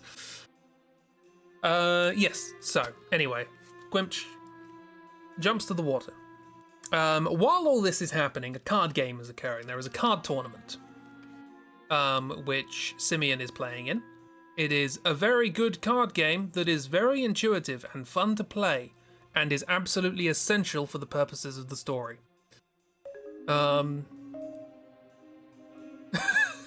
Lies. However, the most important thing to bear in mind about this is that it is the front desk for the card tournament. The person with whom you have to register is a penguin in a tricorn.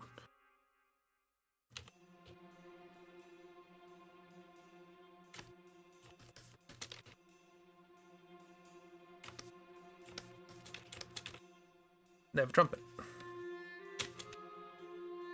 Or like a kind of vuvuzela thing. Little horn. Wah.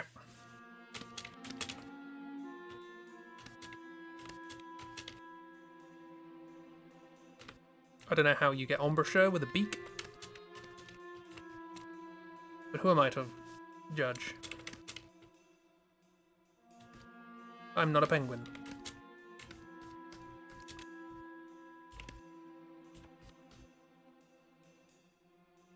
Never been a necessary thing to actually play through the game. Yes, you have to win 3 games in a row of this. And every time you lose a card, or all your cards if you lost particularly badly.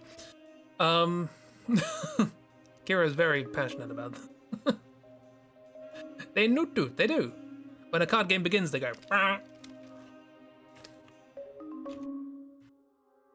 Saves coming. There's also a tour guide right at the beginning of the game that looks like this, but incidental. So anyway, you do this, or Simeon does this, because everyone else is buggering off and doing something more important. There's literally anything more important than this card game, but whatever. Simeon's doing this. And he gets through round 1, which is pretty tricky, and then he gets through round 2, which is also pretty tricky. But you can save in between, so it's fine.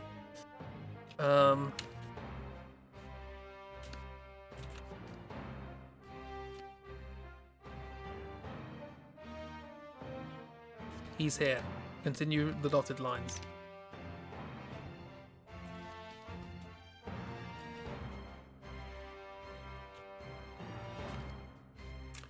But the third round is against the reigning champion. Did you lose your teeth? Because if not, what's the point? Yeah, that was a different stream. Yeah, more than teeth. Not just here, but before here, because you can get better cards by challenging NPCs to the card game, and you want to save every time you win. Yeah, so you can challenge basically every NPC in this game to a card game if you so choose. I don't, because it's not a good game. Teeth, eyes, it was fine. It was fine. I was so certain it was going to be a finger. I was so certain. I was like, I can deal with this. Wait, hang on.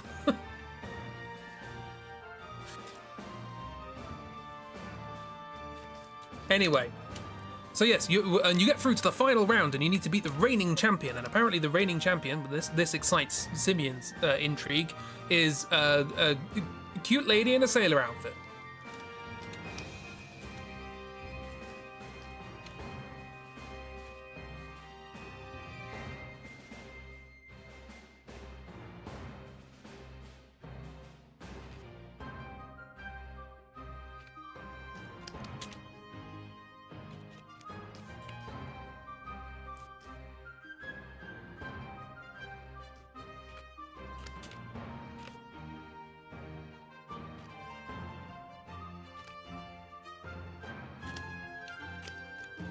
I don't really need to put an awful lot of design into you, but I do need to draw you.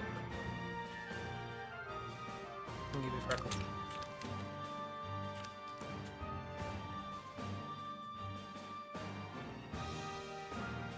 See if I can remember what a sailor outfit looks like.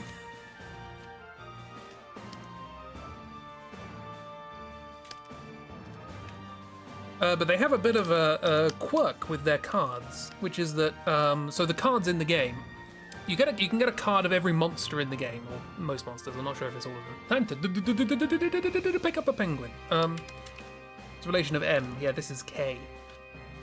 Or J. Or L. Need to design them. I'm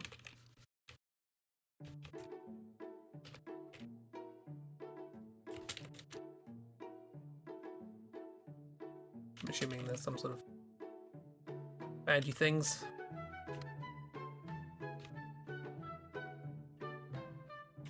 Probably a skirt.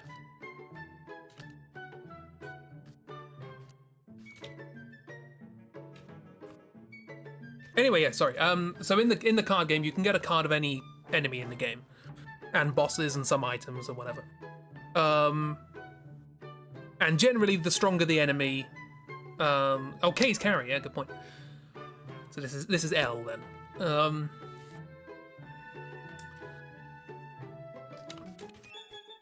L. I guess they will be relevant later. Relevant. But yeah, the intrigue with this character is that all of their cards are the same thing, and that same thing is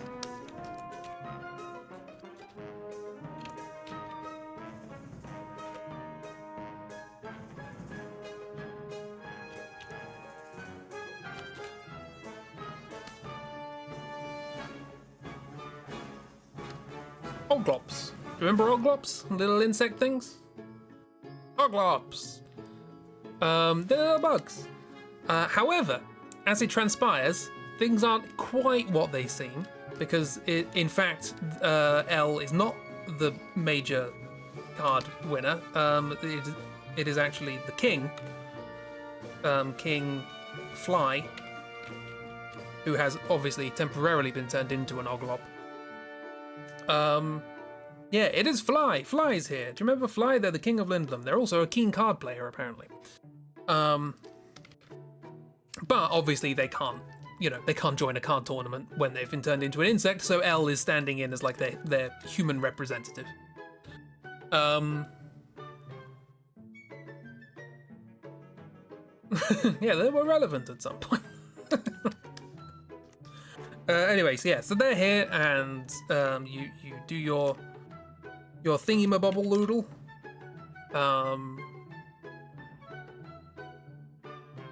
Yeah. Card game. That's the one. You do the card game and you win.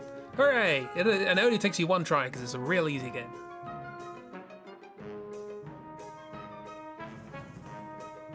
And it's all good and it's all great. And we're all having a nice chat outside. And we meet up with the king, because obviously the king, you know, we know the king's an Oglop, so that's fine. Thing ma bopaloodle, my favourite doo-wop song. More lies. But most importantly, once you've done this, right? Once you've done this, you never have to do a card game again, except for the fact that you can't save right now. I will next tell you when we can save, which might be at the end of next stream. And if you lose anything up to that point, back here to play more cards. But anyway, that's mainly just to annoy Kiro. So yeah, we're having this conversation and we're talking to the king, and the king's like, oh, you know, I'm still working on airships. Obviously, now all the mist is gone. We got rid of the mist, if you recall, and the mist was what was powering all the machines. We can't have airships anymore. There are no more airships. So, but he's been working on an airship that runs on steam, which is a kind of new, interesting power source that they're trying to get their heads around. Unfortunately, it's quite difficult to get your head around something when you have the head of an insect. He did successfully make one before, but that got stolen when his wife ran away with it after she found out he was cheating on her and turned him into an Oglop. So he's been trying to make another one to go and find her, but like I say, he's an Oglop, so it's not really going particularly great. But it's kind of, sort of there. He managed to use it to get here, but it's a bit... you know, wouldn't really trust it too much. What did we call...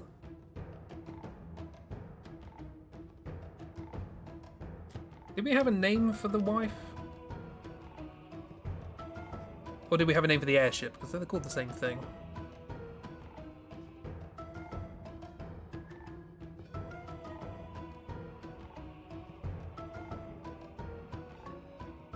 Evidently not.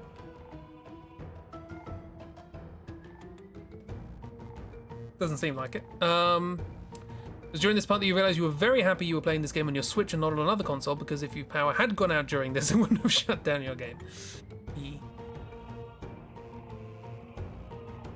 I remember the actual name. Don't remember mentioning he had a wife. Yes, he had a... So, the reason he is currently an insect, an Oglop, is because his wife found out that he was cheating on her and turned him into an Oglop and stole his airship and ran away.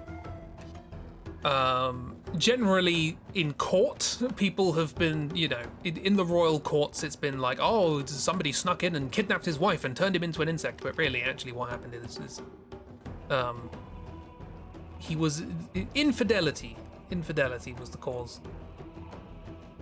Good for her, exactly. So yeah, that's the thing. Anyway, we're having this conversation when Betty runs up. Let me grab a Betty from a previous frame.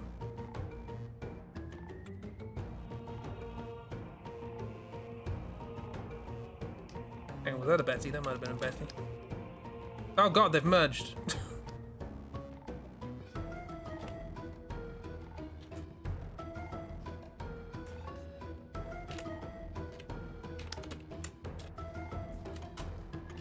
I think Betty runs up. There's a catalyst here that I think it involves Betty. Yeah, he cheated, she cursed him and stole the airship, and he can't figure out how to make more ships because he has an insect brain. He also can't work out how to not be an insect because he has an insect brain. Queen Girl Boss. Cool, can do.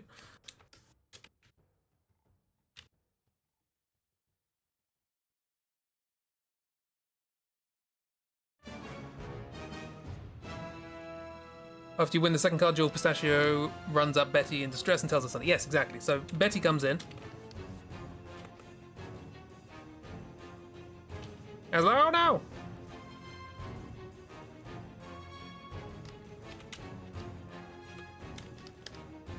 Music's appropriate. Bad things, Pistachio! Hairs on the Moogle grapevine. It's Pistachio. Again, it's always nice to draw Pistachio. Pistachio's cute.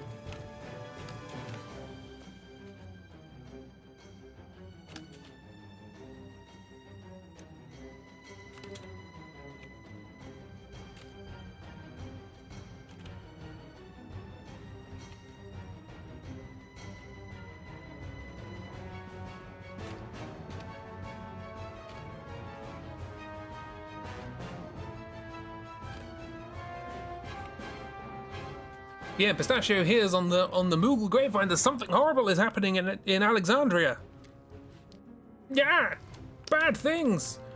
And the king's like, quick, back to Alexandria. And we're like, well, the Gargant's not there. Because that won't be there for a while because it's going around on its circuit. We just send it back. It's like, okay, fine. Everybody get on Girl Boss 2. Because he named his airship after his wife. So we're all aboard the Girl Boss 2.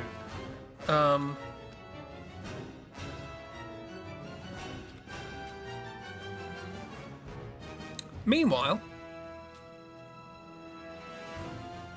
by that statue we were at before. Oh god, we've done a lot of drawings today. There we are.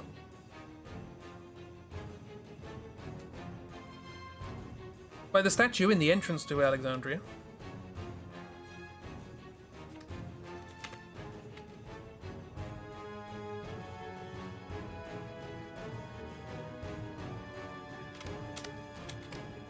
Of these guys, they're not here.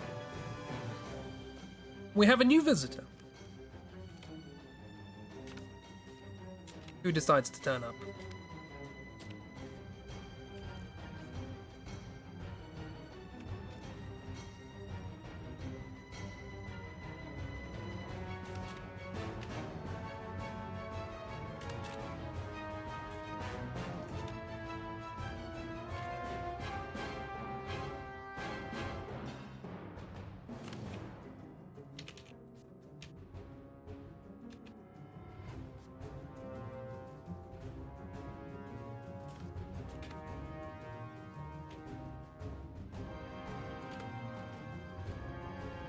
Or to saving.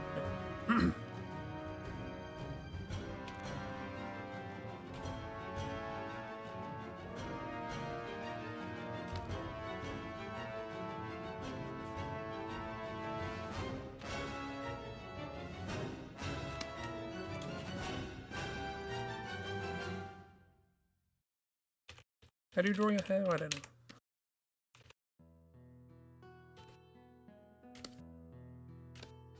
Anyway, it's the elusive Mr. Swan. He's back, everybody. Exciting times. And he looks up to the moon and he waxes poetical about the moon and starts quoting lines from Lord Avon's plays and talking about Princess being a bird who's escaped the cage and all that sort of stuff. He's doing his thing. Fancy seeing you here. Up to only good things, I'm sure. Yeah, he's doing grand. He's just sort of swanning in as he does.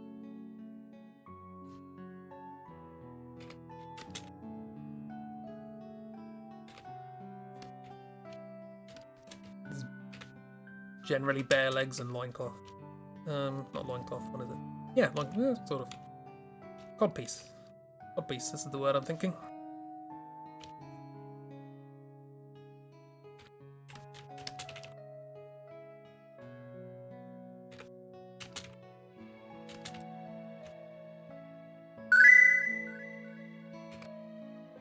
The plot strutted back into the room. Pretty much. Yeah, he hasn't got trousers. He's got a cool big flappy, like, skirty sort of thing. But it doesn't cover the front, only covers the back.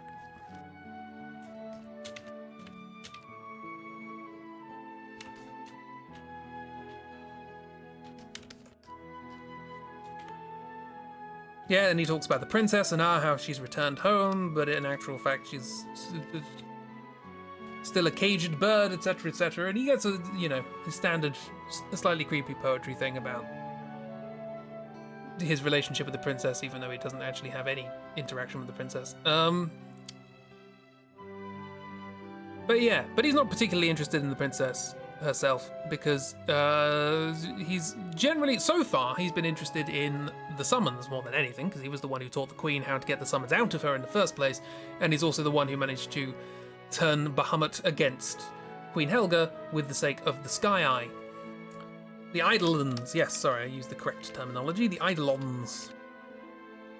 And indeed, by virtue of the Sky Eye and his newfound kinship with Bahamut, He decides to put on a bit of a show, and by put on a bit of a show, what I mean is summon Bahamut to destroy the city. How on earth am I going to draw this? Let's draw... Okay. What's going to be useful later so I don't have to do it again?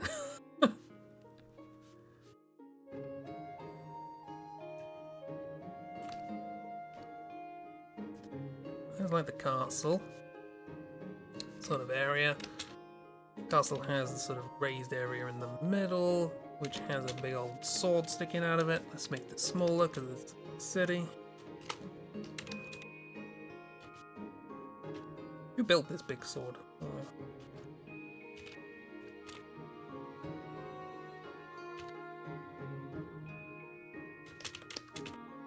Anyway, that's the castle. It's there, and then there's just a bunch of houses.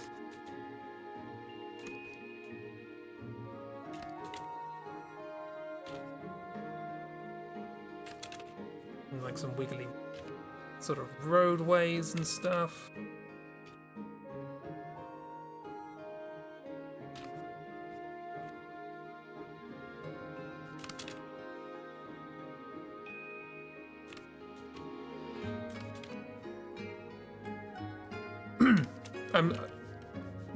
Yeah, I want to do this because there's something I want to do before we end.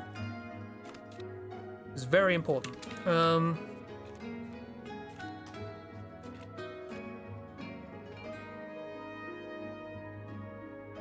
Town there, and then there's the walls, the city walls going around the outside.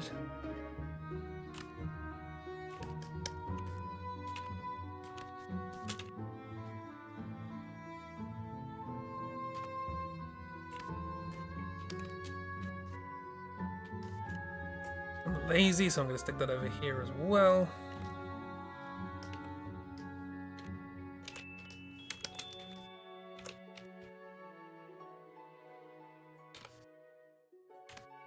Etc, etc. Anyway, Bahamut shows up.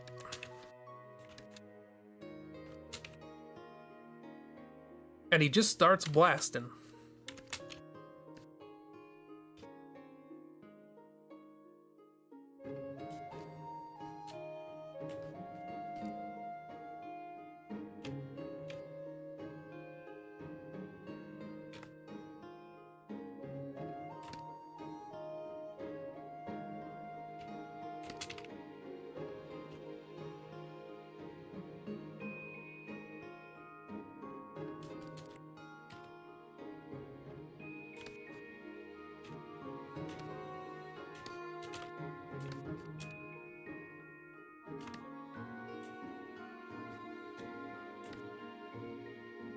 Kerpew, kapow, kerplosion, absolute havoc, pandemonium, cats and dogs living together, etc, etc.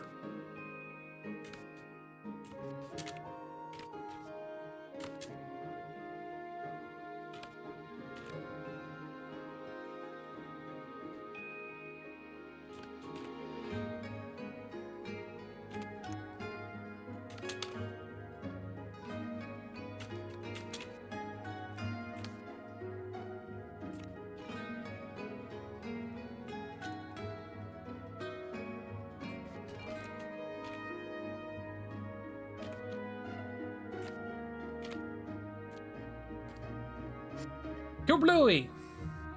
Also, again, there is no save point during all this. Yes, exactly. Yeah, you know how Bahamut showed up and everything during last stream? Yep, this is what Kiro was playing when I was doing that. He's back, everybody!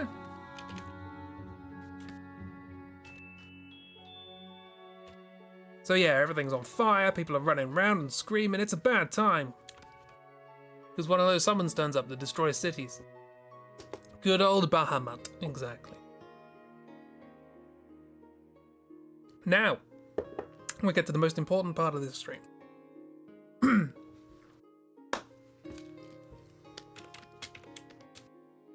For which I need to bring up notes.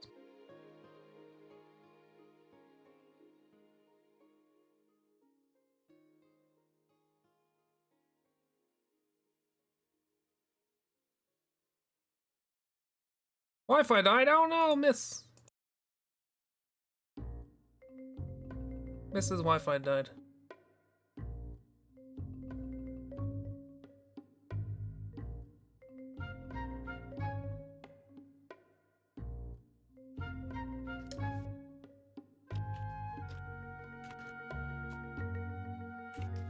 Anyway, so it's nighttime, so everyone's woken up during crisis hour, which means that the Queen is in her pajamas.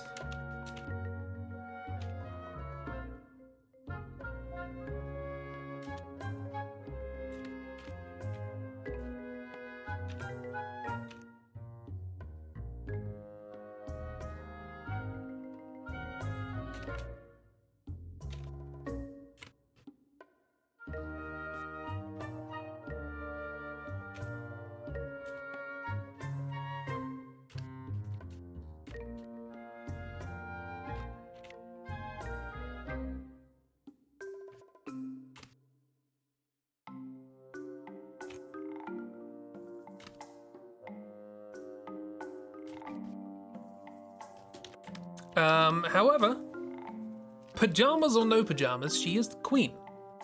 And as a consequence, in emergency situations, the Queen must issue orders for things to be taken care of.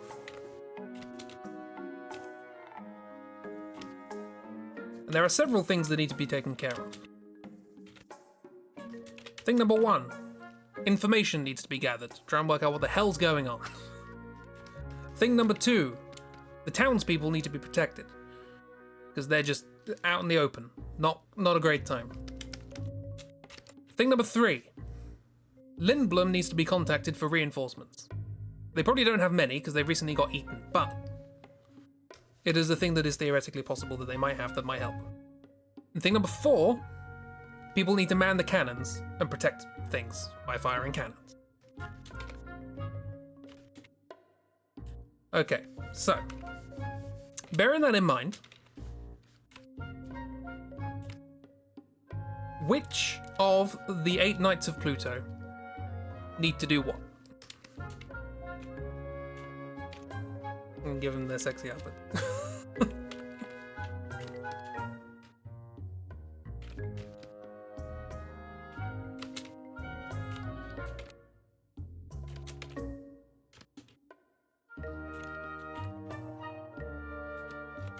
Don't ask you, pretty sure you messed most of this up. So just as a reminder, the Knights of Pluto are Bin, Quaxley, Sock, Nibbins, Rock, Beatrix, Cannonball Clark, and Colonel Mustard.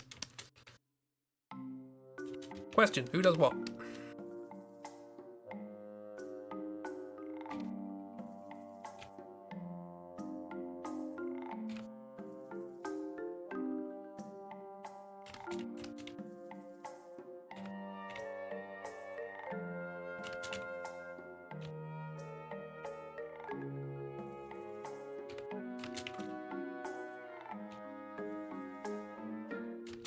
You zoned out for a sec?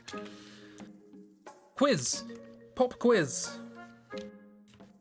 We need to gather information, protect the townspeople, begin preparations to fire cannons, and contact Lindblom to request reinforcements. The Knights of Pluto need to be assigned to these jobs: Bin, Quaxley, Sock, Nibbins, Rock, Beatrix, Cannonball Clark, and Colonel Mustard. Who does what?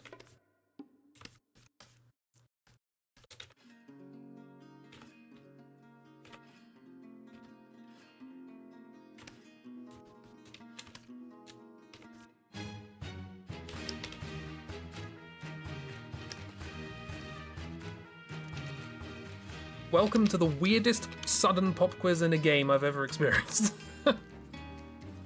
You get no more information. Yes, the Queen must make this decision. So we have Bin, Quaxley, Sock, Nibbins, Rocky, Beatrix, Cannonball Clark,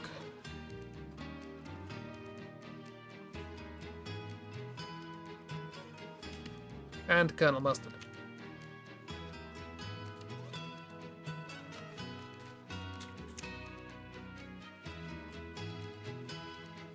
Cool, exactly. After this draw through, their actual names don't feel alright. It is a bit until their real names are like, who are these guys again? It's because they're only mentioned twice in the game, right at the beginning and now. The tasks are, number 1, gather information.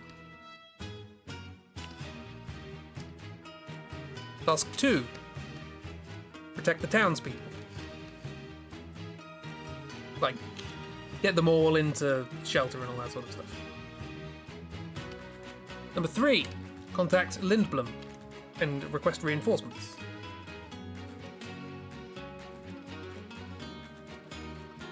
Number 4, ready cannons.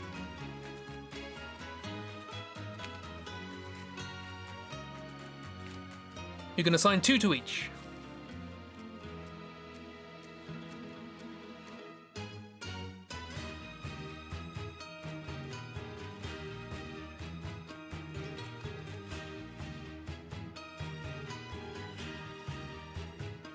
Sock and Nibbins gather info.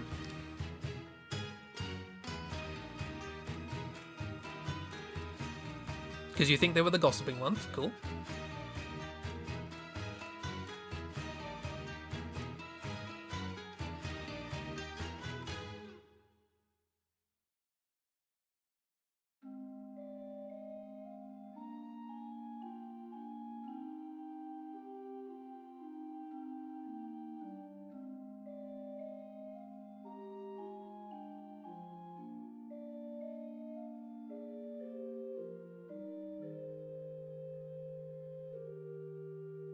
The urgency has left.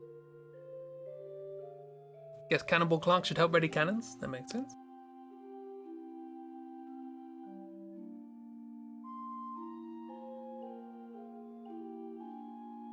In a sense, you do actually have a little bit of an advantage because these names were informed a little bit by their personalities, so and that's basically all you have to go on, yeah.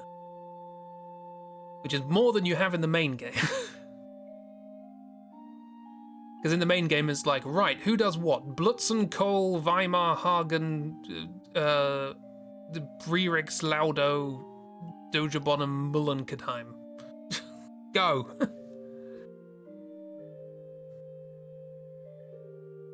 Rocky can protect the townspeople.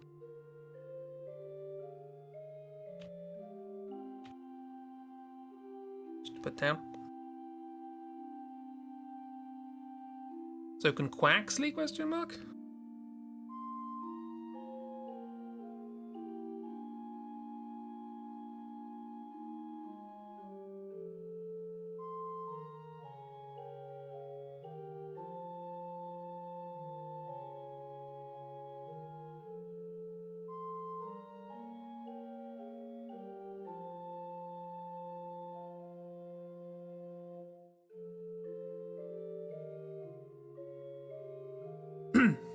Quaxley was the captain, that's all you remember. Can't remember myself, to be honest. I should have written down who they all were.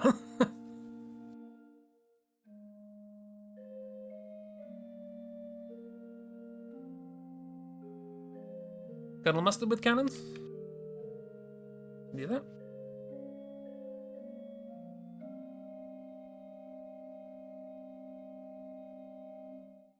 Who's trying to be calm and then got really agitated when stuff happened. Ah, right, okay.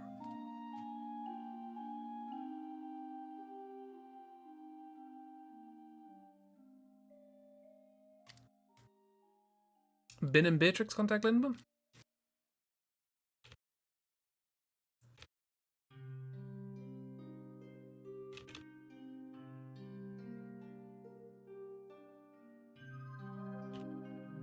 Right, so this is your arrangement, which was Sock and Nibbins gather information because they're the gossips. Cannonball Clark and Colonel Mustard do the cannons because they're, I guess, more military types. Rocky is the town people. Did we have a reason for Rocky? And Quaxley, because Quaxley was a runabout, agitated. Finn was trying to flirt with female knight, so I don't know how that's helpful in any way. Beatrix will keep him in line. Yeah, so those, and then those who contact Limp. We happy with that?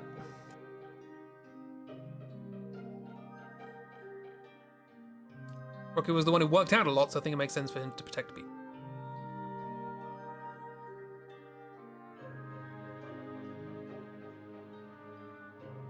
That was your reasoning?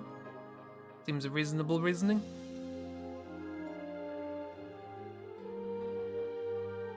You're happy with this? We're gonna lock it in?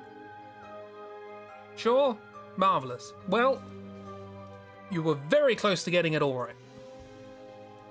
You swap around Bin and Rocky. They were the only two. You were correct that Sock and Nibbins were the gossips. Cannonball Clark and Colonel Mustard were both the military types. Beatrix is good for contacting Limblom because they're a writer, so they can write the message. Rocky would be good at contacting Lindblom because we need someone to send the message. And they're the fit one. They can run. Bin is good for protecting the townspeople because they know all the ladies in town. So they can at least do a head count.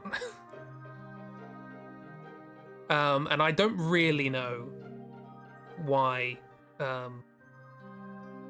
Quaxley also helps. What's Quaxley's deal? They're just angry, I guess. So yeah, Bin and Quaxley were supposed to be for the people. Rocky and Beatrix were supposed to be for Lindblom. As it happens, in the game they do give it to you in pairs, and given that your only downfall here was your sort of weakest reasoning, that was sort of like, oh, I guess that kind of makes sense, you probably would have actually worked it out. So good job. You did good enough. You got some earrings. You did it.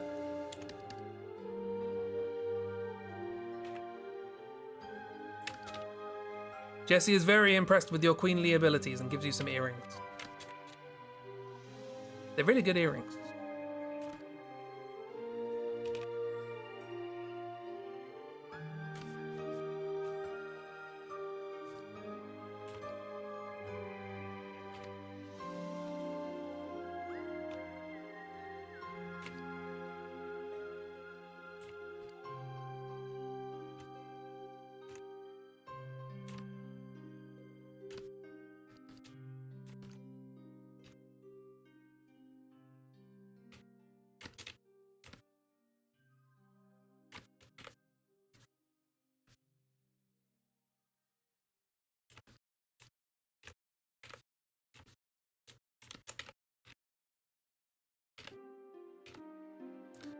I can't remember what your outfit is. Anyway, these earrings are going to be real helpful while the city's getting nuked. What do they do again? Let me look it up.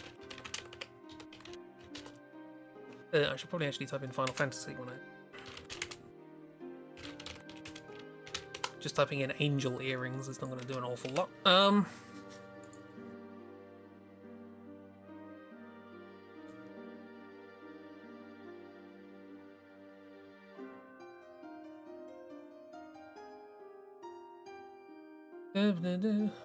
What do they do?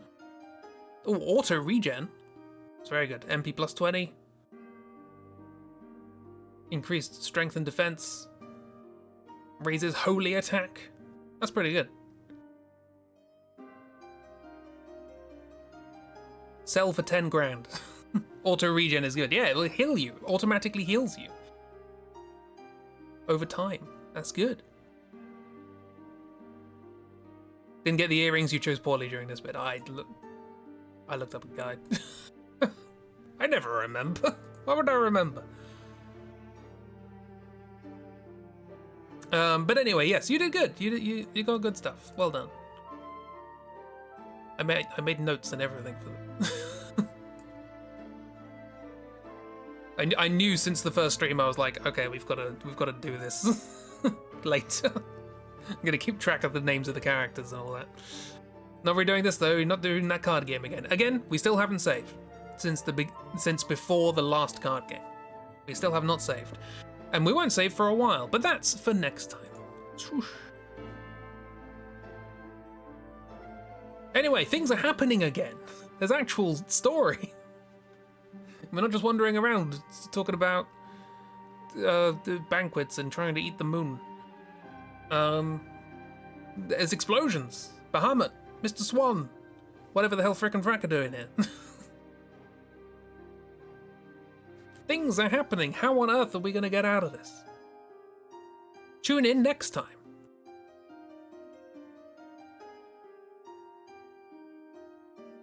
Yee. Anyway, hope you had a lovely time. Hope you enjoyed the stream. I'll be back tomorrow morning with Doodles, probably carrying on the Pero and Mira's house. Didn't get the reasoning exactly right, but you remembered far too much about the Knights of Pluto considering they showed up once. You remembered way more than I ever have about those characters. Granted, you know, we did try and give them a bit more personality than they had in the actual games, and, you know, we gave them names that reflected their personalities a little bit, and I drew them. So, that's a thing. I drew them for you. They're your children. Your sons. They're all uncles for Vivi.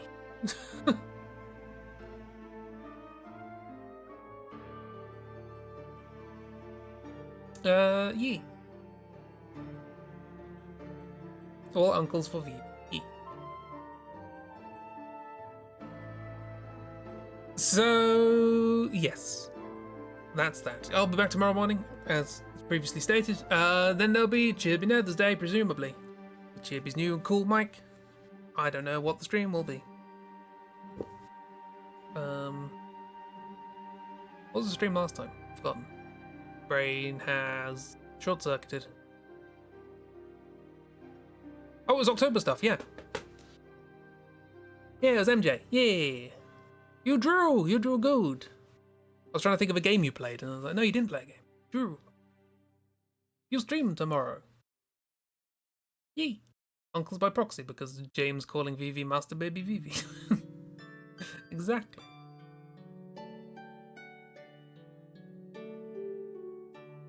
Yeah, you don't need to if you don't want to, but, you know, we always enjoy it.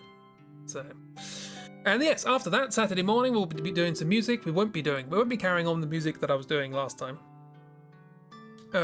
Because I've realised I need to finish stuff. And I should probably do that before starting anything new. You will stream, you just don't know what. That's fair. And then Saturday evening, we'll be playing War Tales, because Celasta is broken. Shame, really. We can add to the list. Not only does Beth deserve better, but so does Misha, Mel, and to a lesser extent, Quill. You quit New Tales before you thought you would, and now brain is all scrambled. Yeah, exactly. Just lag. So bad. If we could have escaped from that fight, that would have been fine, but even then, I managed to do 3 games of Sudoku before we even managed to try. So,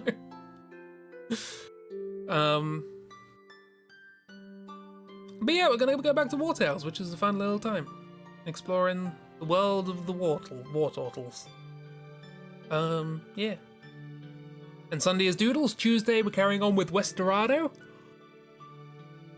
which is a fun time. I don't know how much of that's left. We might finish it a little early. Or we might not, I don't know. Heck yeah. I was just thinking, if I didn't do a 3-hour stream, I'm just used to doing 3-hour streams on Tuesday because of Elden Ring.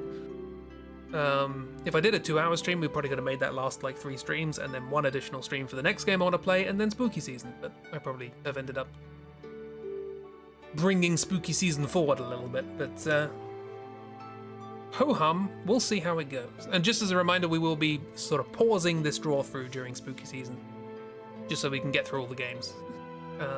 Playing games on Wednesdays. So, yee. And then we'll be back to it. Don't worry, though, because most of the story from this point on is a bit piecemeal.